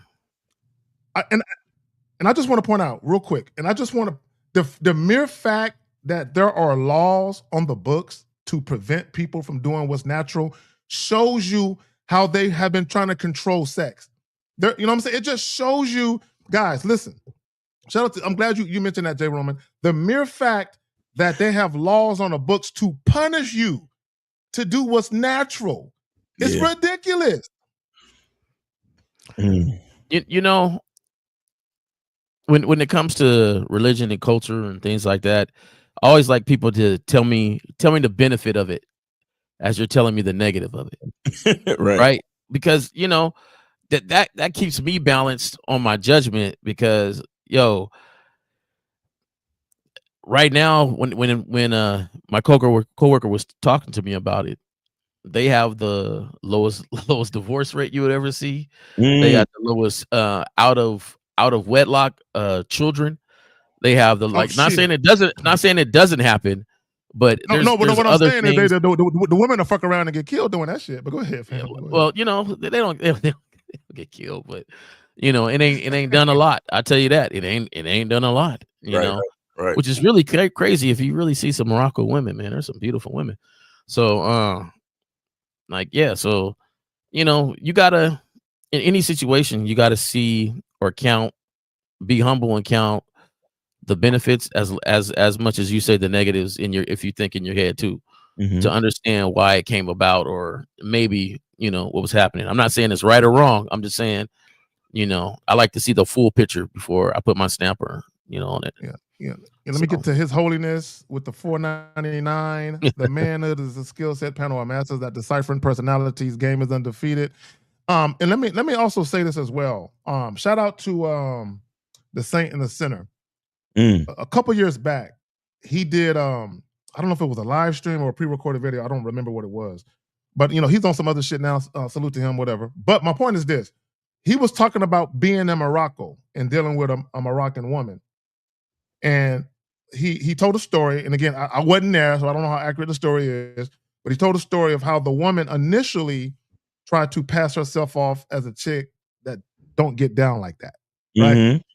But he ended up smashing, I guess, and she revealed to him that she got the surgery, the vinoplasty, vaginal, whatever the fuck it is, to make your shit tighter or whatever the fuck, right? And I just want guys to understand that this woman in Morocco is telling the homie, there's a video, I don't know if he still got it up on his channel or not, about how she had the surgery because she wanted to have sex outside of marriage. She wanted to engage in casual sex because women want to fuck, And because the surgery is there, women are like, oh, I know a way I can get my jollies off, but still appear to be the quintessential good girl that I need to be married. Just understand that.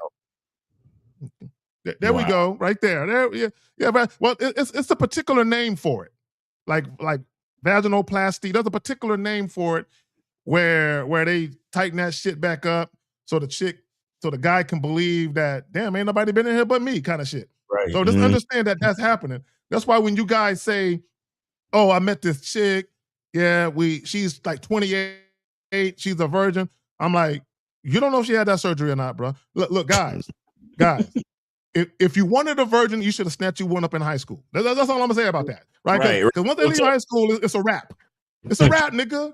No. I know they got something where they be steaming it. The steam be coming up. Or whatever.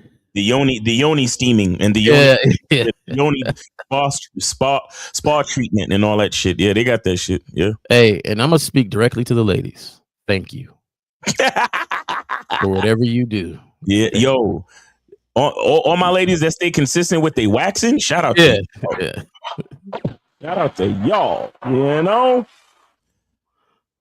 And get your Kegel on, ladies. Get your Kegel on. Kegel on. Yeah, man. You got to take you for all the things you do. for all that you do to take the yonis. Yes. Get the waxing, get the steaming, keep that shit healthy. Mocks up. Sundresses, the high heels. Thank you. Most women I see casually invite me over. How do I lead while keeping it strictly sexual? I don't invite women to my place, and hotels every time aren't a sustainable option. What's the right move? Let me say this, because I'm peeping what you're saying. Shout out Miles. He says your language exposes you. He says most women I see casually invite me over. So without speaking to you, what that tells me is you're in a lot of conversations where women are leading the interaction.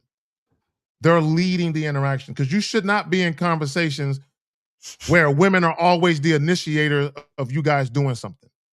Okay, women shouldn't really be the initiator of any of that shit. It should be you, right? So when you say most women invite me over, how come you're not setting something up, right? So what that tells me is you're waiting on the woman to give you clues or to show you that it's okay. Because then you say, how do I lead while keeping it strictly sexual? I don't invite women to my place, and hotels every time aren't a sustainable option. So, guys, if you're going to date, or if you're going to have sex, not even a date, really. Guys, if you're going to deal with women, you need to have a plan for how you're going to deal with them, right? You're all over the place. You're saying, I don't invite women to my place, and hotels every time aren't sustainable. So if you're not going to invite women back to your place, then you got to pay for a hotel. Guys, and I'll pass it right to y'all. You can't be cheap. You can't be cheap. And this is what I mean by being cheap. You can't say, I don't want to invite a woman back to my place because I don't trust them like that. But I also don't want to get a hotel because it gets expensive. So I'm hoping she got her own place, so we got a place to fuck. What are we doing? I got it. Yeah, I don't like the whole question. I don't like none of it. Like everything seems weird. To me, it just says my phone game is weak. Look. Please elaborate.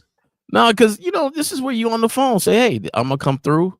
Like you ain't got to casually invite me. I'm already invited myself. Look, hey, on Saturday I'm coming through. I like to say what type of drink I want in the refrigerator, what you might be cooking, what we gonna do, and how fun it's gonna be, and then I'm gonna leave. Like that's just what it is. I tell you this: when we was younger, me in 1950, be sitting there on two different sides of the couches, on the phone. And in 15 minutes or less, you give them the best 15-minute conversation you can and set things up and out. I'm talking about, and 15 minutes is a long time. That's a long time, almost undeserving. But, you ain't talked all day. I can give you this 15 minutes and you set it up. You say, hey, I know it's been some... No, continue, J. Roman. I'm tripping at this Airbnb shit. But go ahead. Continue. My bad, brother. Yeah, I mean, You give them this 15-minute, how was your day? What's up? How you doing? Look, this is what we doing. I'm gonna come through. This is what I like in the refrigerator. Oh yeah, my favorite color is this. Are you gonna have that on? Okay, I'm gonna go ahead and bring this, and I'm bringing, I stopped by the store and grabbed this lick real quick or not, whatever. And we're gonna enjoy. You're gonna enjoy your time. Your time is this Wednesday. It's been allotted for you, and we're going to have a great time. And so when you come over there and she opens that door, the essence is already there. You smell, she's looking good. She got something in the pot. And y'all sit and y'all and have a great conversation. Now, if this is a just sexual thing, then of course I'm not talking about what you're cooking and things like that. It's, hey, I'm coming over. Right. Sometimes I tell her, I don't even want the lights on. I want you to answer the door in the nude. Exactly. Why can you do that? Oh yeah, you can. Yeah, you can. And we go from there. We got some questions we got to get to. All right, we got some questions we got to get to. Real quick. No, that's all good. Yeah, for sure. I just want to say this though. Why is the Airbnb better to fuck a chick? Guys, don't be wasting y'all money trying to impress these women. Don't look. Let me tell y'all something, guys. I have had sex with women I just met outside at an elementary school. You know what I'm saying? In the middle of the night on a swing.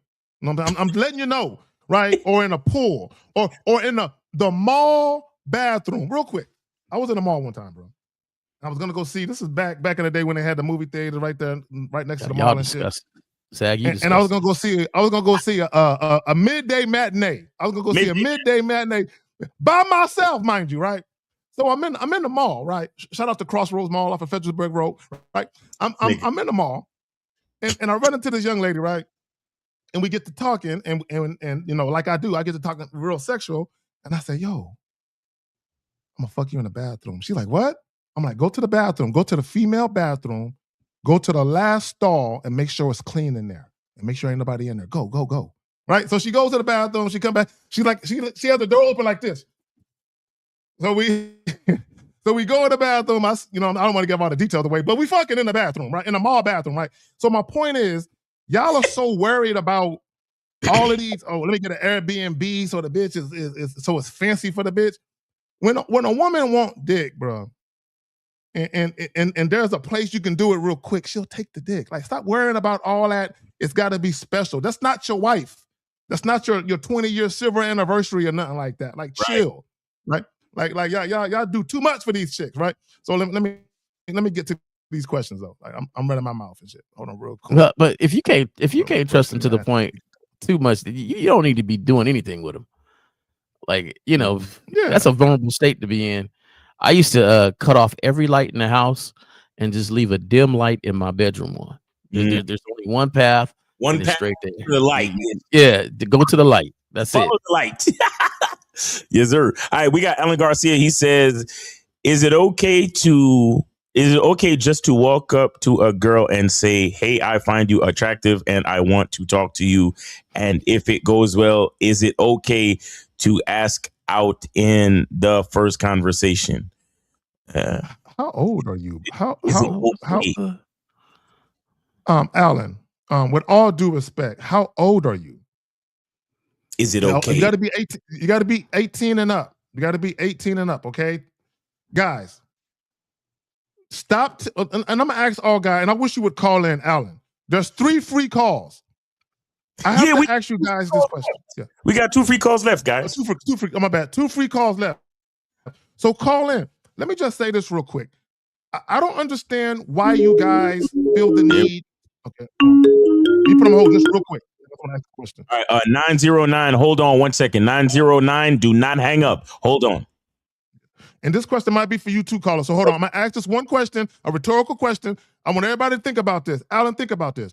Why do y'all feel the need to verbalize that you think the woman is attractive? You being in her face, hitting on her should be enough. Caller, that's facts. All right, go ahead. 909. Name, age, city, and you taking a free call, correct? Yes. All right, go ahead. Name, age, city. Giovanni, and I am in California and 25 years old. I had a quick question. What's on your mind? The quick question. Giovanni, hold on. Giovanni, hold on, because I gotta let Miles know who you are. This is the salsa dancer, Miles. Okay. Oh, the salsa dancer guy. Okay, hey, what's up with you, man? How you been? All right, that's what's up. Yeah, I'm good. Just enjoying life. Just trying to improving my game. Yes, That's sir. all. What's on your mind? Go ahead. So Steve asked this question. I hear him ask it a lot, and I don't have too much time myself. So I hope you don't have to rush to answer it. Just let me know if I need to be here or not for it to hear the answer. Just ask the question, my nigga. God damn, ask the question. Sorry. How do I answer the question about why should a woman fuck me? Can you give me some guidance on how to answer that question? Yeah, that's my question. Okay. So are you anticipating that a woman is going to ask you that or something? No. I just thought that was a very philosophical question. A woman will wonder why should I fuck this dude? But I feel like it's a great question. No, it's a great question. Why would a woman want to fuck me? And every man who's having trouble with women should ask himself that question while he's looking in the mirror. Why would a woman want to fuck me? Right? And if you really thought about it, right? If you took like the superficialness out of it, like, because guys they think about, oh, I look a certain way, or I got name brand clothes, or I got jewelry, or I got this nice car. If you took all of that bullshit away and you really took a look at yourself as far as how you conduct yourself, how you behave, and how you interact with women, do you really conduct yourself in such a way where a woman would get nice and moist and say, I want him? Guys need to ask themselves that question. When you're face to face with women and you're conversing, are you really talking like a guy where women can't wait to get you home and see what it do sexually? Are you that guy?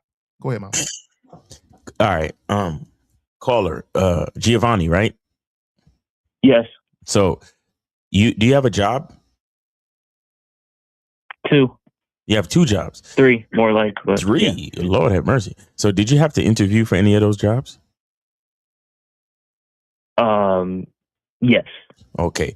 The job that you had to interview for, when they asked you, they at some point they may have asked you, why should we hire you? Right? Yes. What was your answer?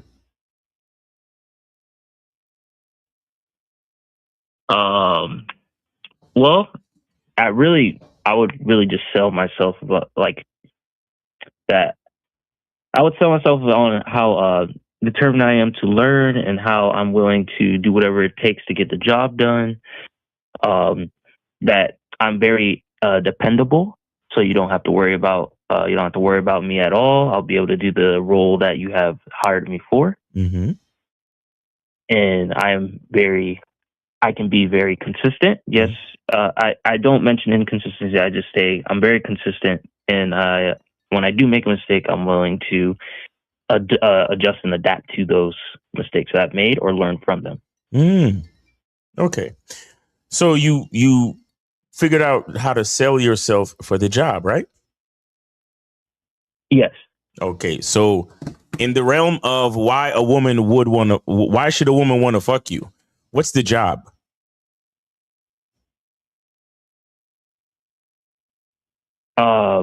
Well, to be consistent and do your part as a guy. I wouldn't know the details of that. You wouldn't know the details of that? No. Wait, have we ever had sex, Giovanni? Yeah, just once. Just once. Okay. And what do you know about the job from that one experience? The occupation of having sex. What do you know about it from that one experience? Or what can you tell me? That you do have to be a leader. You need to be dominant and assertive. Being passive is very unattractive. Not needed in this situation of making it happen. Okay. Or really, if you are passive, it might not even happen at all. Okay. So you have to be dominant. What else? A leader. You have to be a leader. Same thing. Stop giving me synonyms and give me actual different reasons.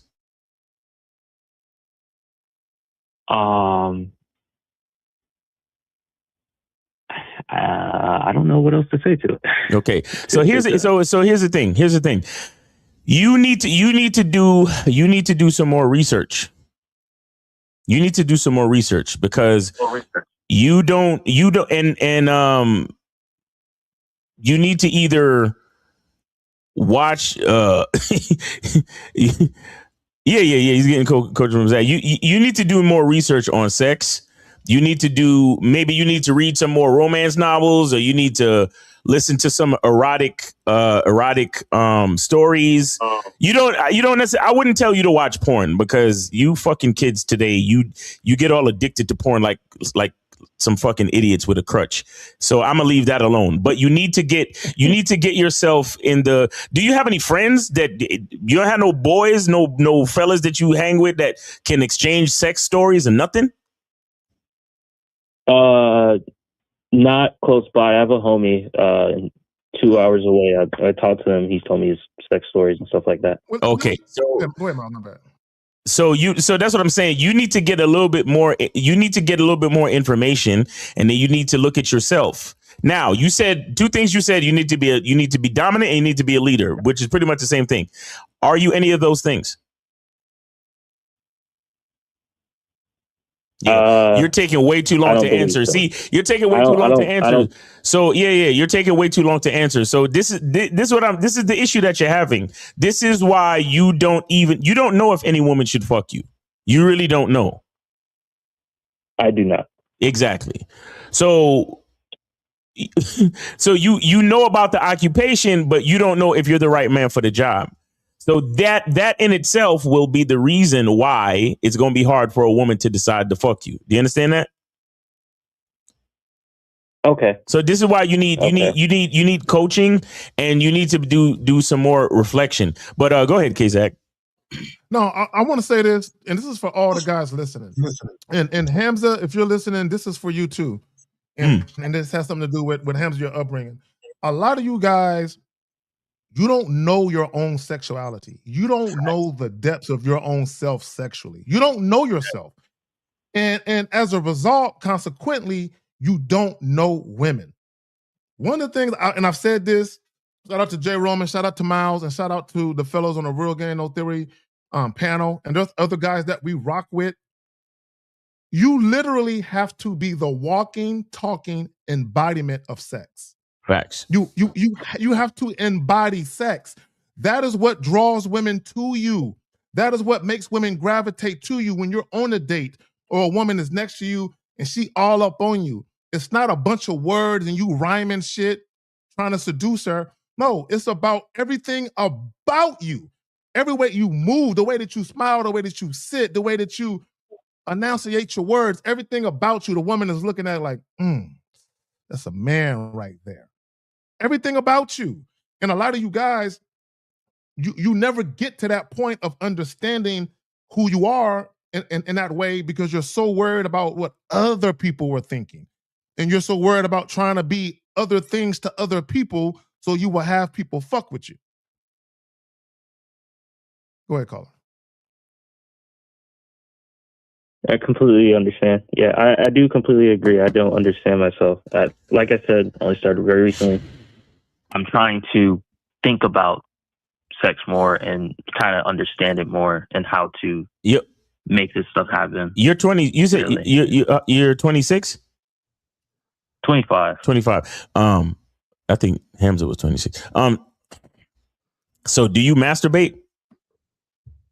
Yes. Okay, so what do you get from masturbation? Just a nut? No. Stress relief and joy. Okay.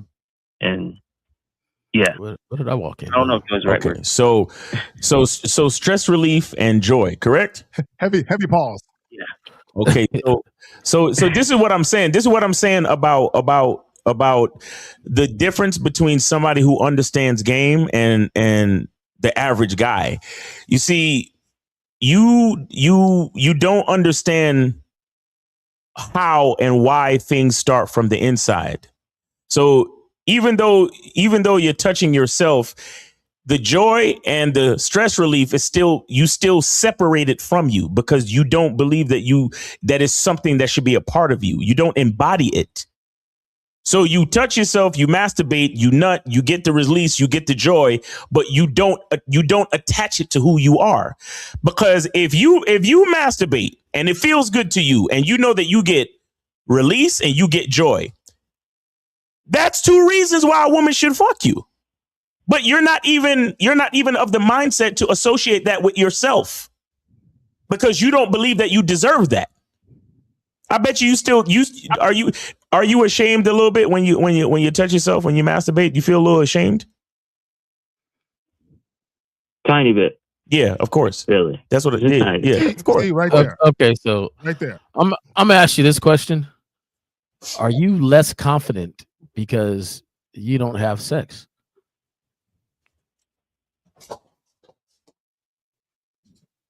In my sexual abilities, yes. At least specifically that. Yes. Okay. So is there a particular reason why you're not having sex?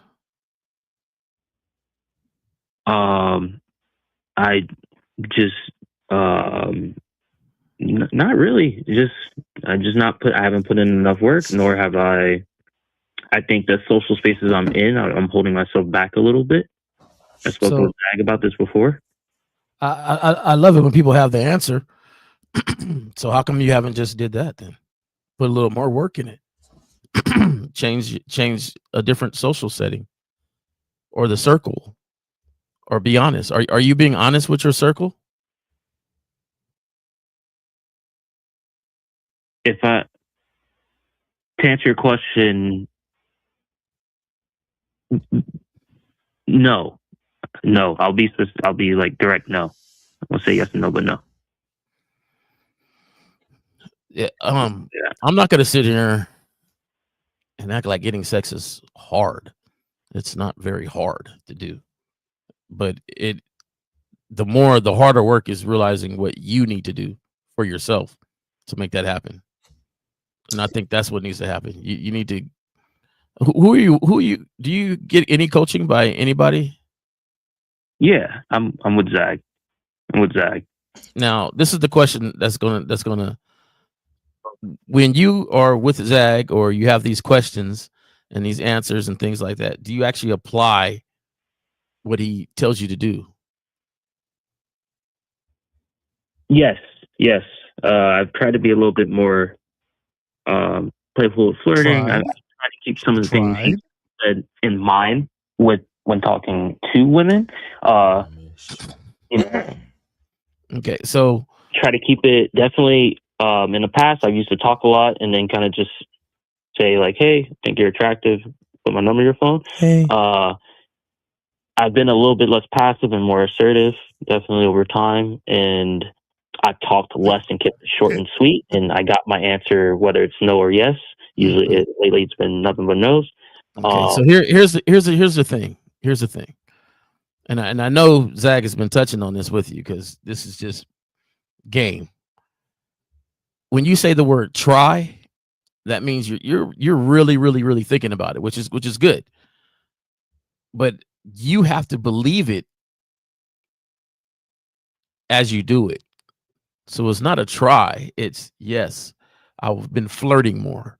Yes, I've been talking to women, telling them they're attractive and my intentions on why I'm talking to them. I have been doing that. I've been getting some no's, but it's only a matter of time because I see I'm doing it more often and talking to more women. So I know pretty sooner or later, things are going to jump off. That's a belief. Do you understand what I'm getting at? Yes, I do. And the reason why you got to believe it is because you're actually trying to sell it. It's like somebody trying to sell a product that they know don't work. They beat around the bush if it works. Oh, yeah, it's red. It's red. It's a pump. It's a really good pump. It's red. I think you should buy it. And you're like, well, do you got the pump? I don't really have the pump. I don't really use it. I don't really. But if you believe a product and that product is you sell it a lot differently. Does it make sense? You understand what I'm saying? A question. Caller, let me just, okay, my bad. Go ahead. No, I just want to. Does it make sense? Do you understand what I'm saying to you? I completely understand. All right, so I have to believe it myself. So before I give it to Zach, my main point is that for those, not just you, for those who have coaching, that mindset needs to change along with the actions. You got to fully buy into yourself on what you are after and what you are trying to work on. And so when you approach it a lot differently, and the people you're talking to you will see it a lot differently, because confidence is about the belief in what you are doing and then feeling that belief.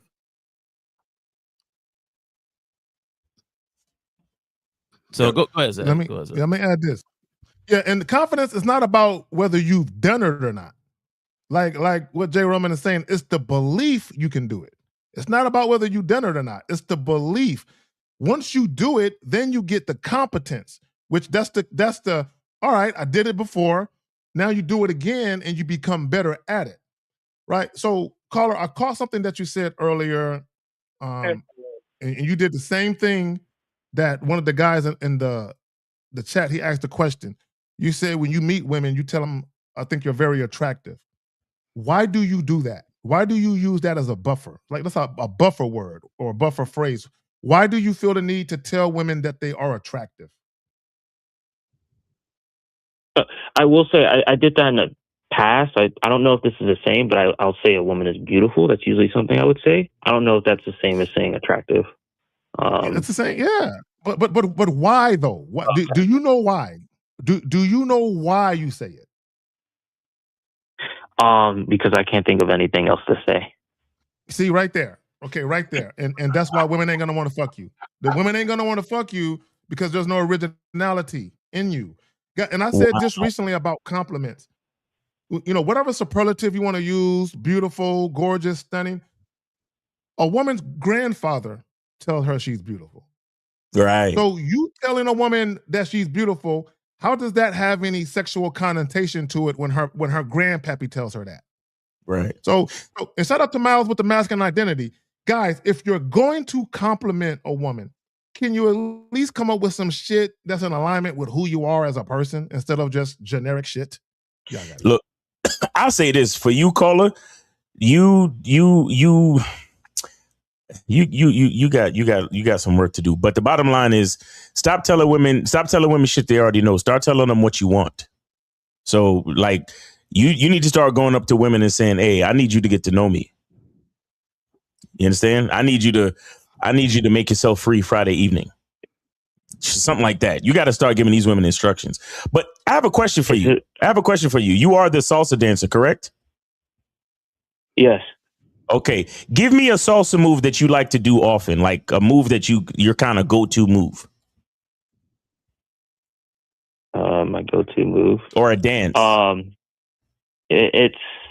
It's called the 360. All right, great. That's fine. So when you do the 360 and you're putting together a choreographed move or whatever, right? Or you're doing like a sequence.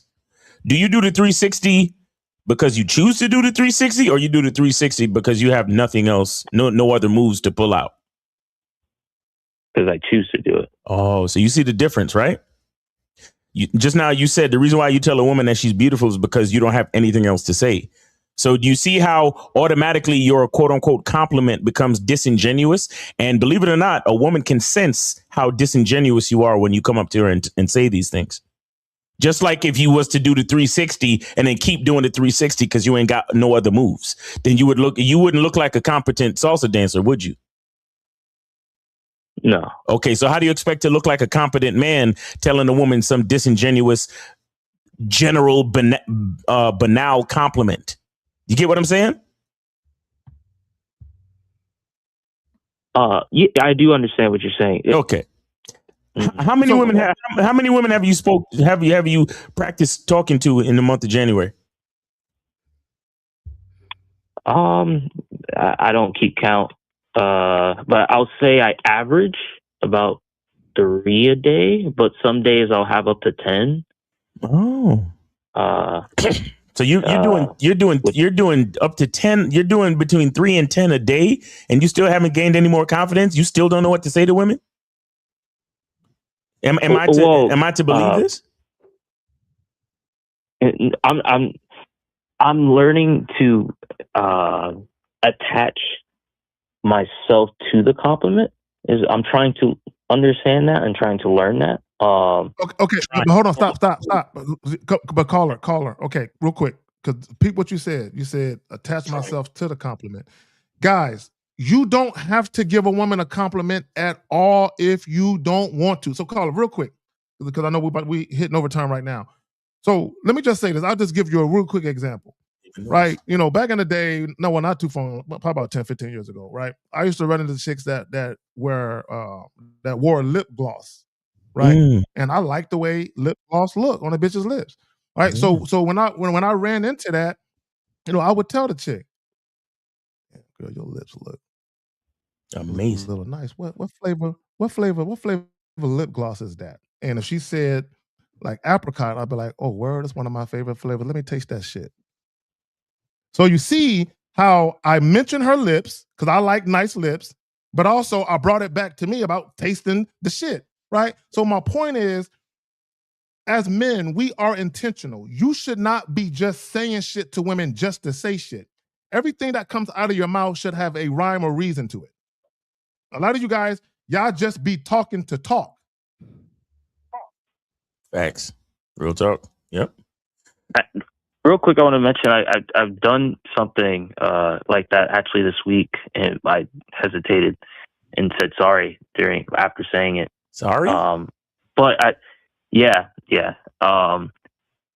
I am I do understand what you're saying. I am getting to that point. I'm focusing on what I like about them, and then I say that specific thing. Wait. What you like? What do you like? What do you like about women you just met? What do you like about women you just met? What do you like about them? I noticed certain things I like. One is lips, whether it is lipstick or just naturally their own. That's something that I gravitate to, and hair. Definitely like curly hair most. But how often do you dance with the salsa thing? How many times do you guys get together? I dance about 2 or 3 times a week. Okay, cool. And there's a lot of women socially. There's a lot of women there, right? Yes. Jay, you. Well, part of salsa is being suave. In fact, that's a. I think there's a like a salsa term for suave. Going up. Bro, that's what I'm saying, bro. Jay, like this dude that you're talking to, he don't know how to associate nothing that he learns with himself because he don't love himself. He has, look, as long as he's been doing, because we had this conversation last fucking Saturday, as long as he's been doing salsa, he has never associated the dance with anything sexual and said it to a woman in his life.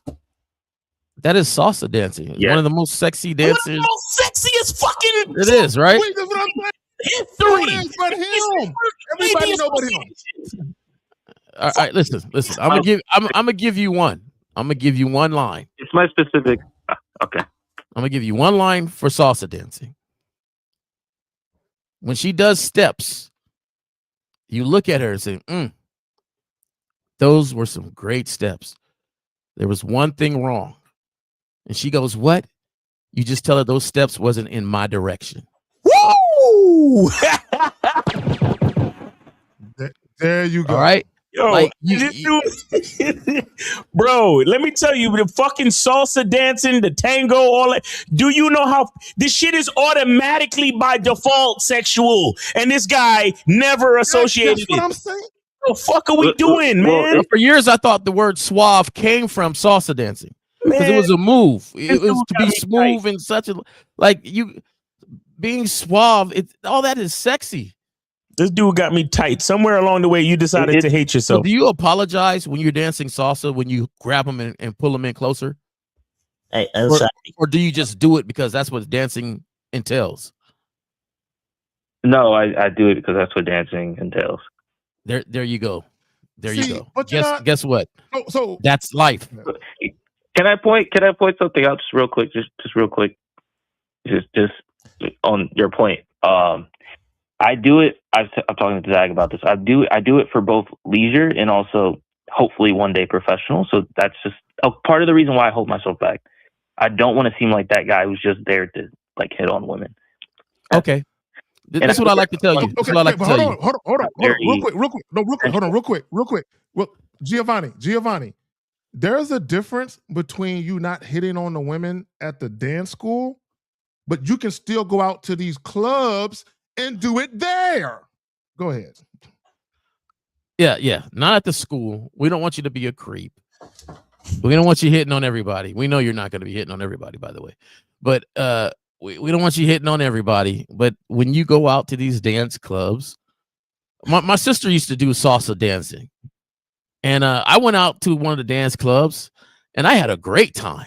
I had a wonderful time. But there's a lot of beautiful women that go dancing and they're trying to salsa. I've been there. I've been salsa and get grabbed and I was doing it horribly. I was not good at it. But I had several people trying to dance with me to show me. And they showed me a lot too, by the way, a whole bunch outside the club. We were not compatible with salsa dancing. However, we was very compatible outside of that. But I tell you this, I tried my best, and I was acting like I was Don Juan up in there trying to dance. He don't love himself. This motherfucker hates himself. That's what I enjoyed myself. Go enjoy yourself at one of these salsa clubs. Enjoy yourself. Go enjoy yourself. I don't want you thinking about the dancing moves if you're doing it correctly. I want you to think about dancing with somebody and enjoying yourself, laughing, talking, having a good time, and flirting. But not only that. Not only that, because we showed on time. Not only that, real quick, let me just say this, and I'll go back to what I said on the Real Game No Theory joint. I think it was last Sunday or maybe the Sunday before that. When I would meet chicks at nightclubs, I would do the freak dancing, the grinding dancing with them, and I met a lot of chicks that way and took them home. To your point, Jay, there's a lot of chicks I met dirty dancing and grinding, right? Right. The point I'm trying to make, when you have a woman on a dance floor and you're dancing with her, that's the best time for you to get at her. You got her right there to whisper in her ear. There's nobody distracting you. I would use the time when I was dancing with the chicks. I'm getting at them while I'm dancing with them. Hey, girl, look. Yeah. After we get done with this dance, we leaving, right? Right. So that's the time to get at them. Go ahead.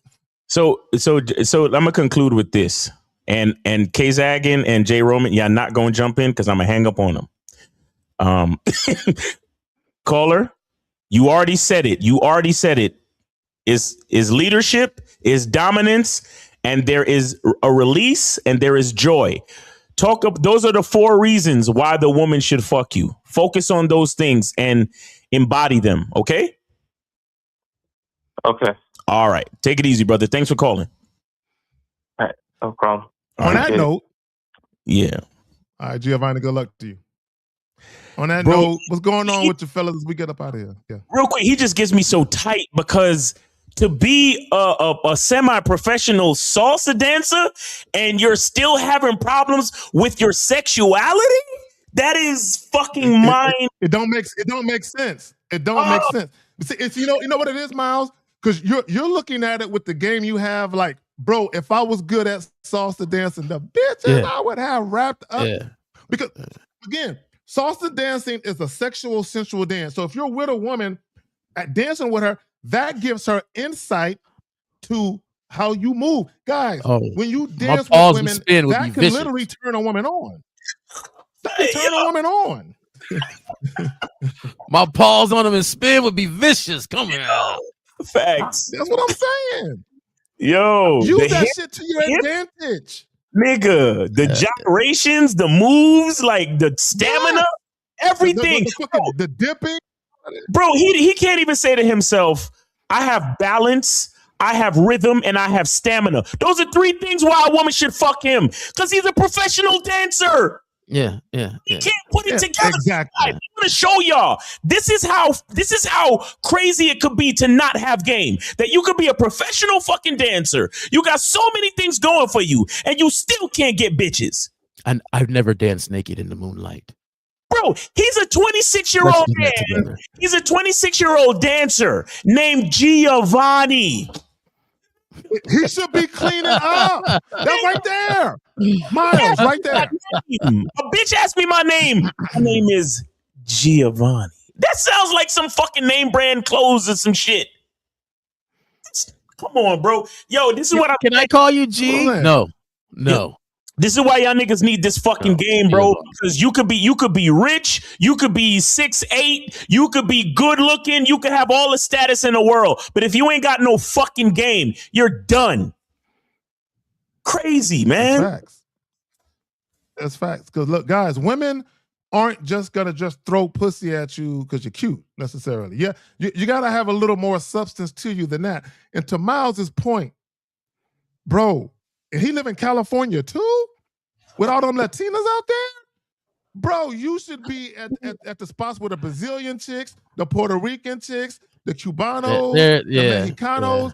Bro, you should be. Come on, bro. What's up? In fact, let me get on my internet. We're in the next salsa dancing class at. Real talk, man. Fuck that shit. To your point, the women do be gorgeous. The women out there are gorgeous. For all you guys that like gorgeous, beautiful women and like to tell them that. Yeah. But anyway, fellas, where can we find y'all at, man? I appreciate y'all being here. Oh, yeah. Real quick, guys, go to Cunningham Elements. Make sure you get your shea butter. Like I was showing y'all earlier, I'm glistening, man. I put it on my beard. I put it on my hands and my elbows and stuff. It's really cold out there. Get your shea butter. Go to Cunningham Elements. Get your shea butter. Get your soap and get your cologne, Masculine Identity, Eau de Parfum, and Eau de Parfum Sport. And also make sure y'all go to shoplecario.com and get the consultation with him in April. Look, it's guaranteed that we will take your matches and double it. Whatever matches you get in, we're gonna at least double it. At least. You understand what I'm saying? So holla at Lucario. Go to shoplucario.com. Get the online dating consultation with April and Mr. Lucario, and you guys could double your matches. So shoplucario.com and shoplucario.com and CunninghamElements.com. K-Zag, you already know, man. Appreciate you, man. Jay Roman, appreciate you. And yeah, man, let's get it. Yeah, Zach, appreciate you having me in the show. Always fun, Miles. Yes, sir. If you would like to talk to me and consult with me, it is at J, the letter J, and then Romanway at gmail.com. Just send me an email and I'll respond and we can start off that way. Zag, I appreciate it like always. I just want to leave the note though that I know everybody's trying to learn something and improve themselves, which is a great thing, but you have to do the action and the work behind it. And you also have to do it with intent and have some fun with it. Don't be too rigid with it. Being rigid with it almost does the opposite when you're trying to do stuff, because people look at you and they can see that it's nervousness or they can see that it's not genuine. Mm-hmm. You got to have fun. You got to be loose with it. You got to be okay with making a mistake. Mm-hmm. I don't care if I fail. Well, I do care, but I'll learn from it and I'll do better next time. That's just how it goes. So failing is part of life, but what you do from it matters. So just keep going. And let me just say, failure is a lesson. Failure is never a loss. Failure is a lesson. It's never a loss. On that note, we out. Real Game, No Theory tomorrow. Real Game, No Theory. Peace. We out. Yeah. All right. Appreciate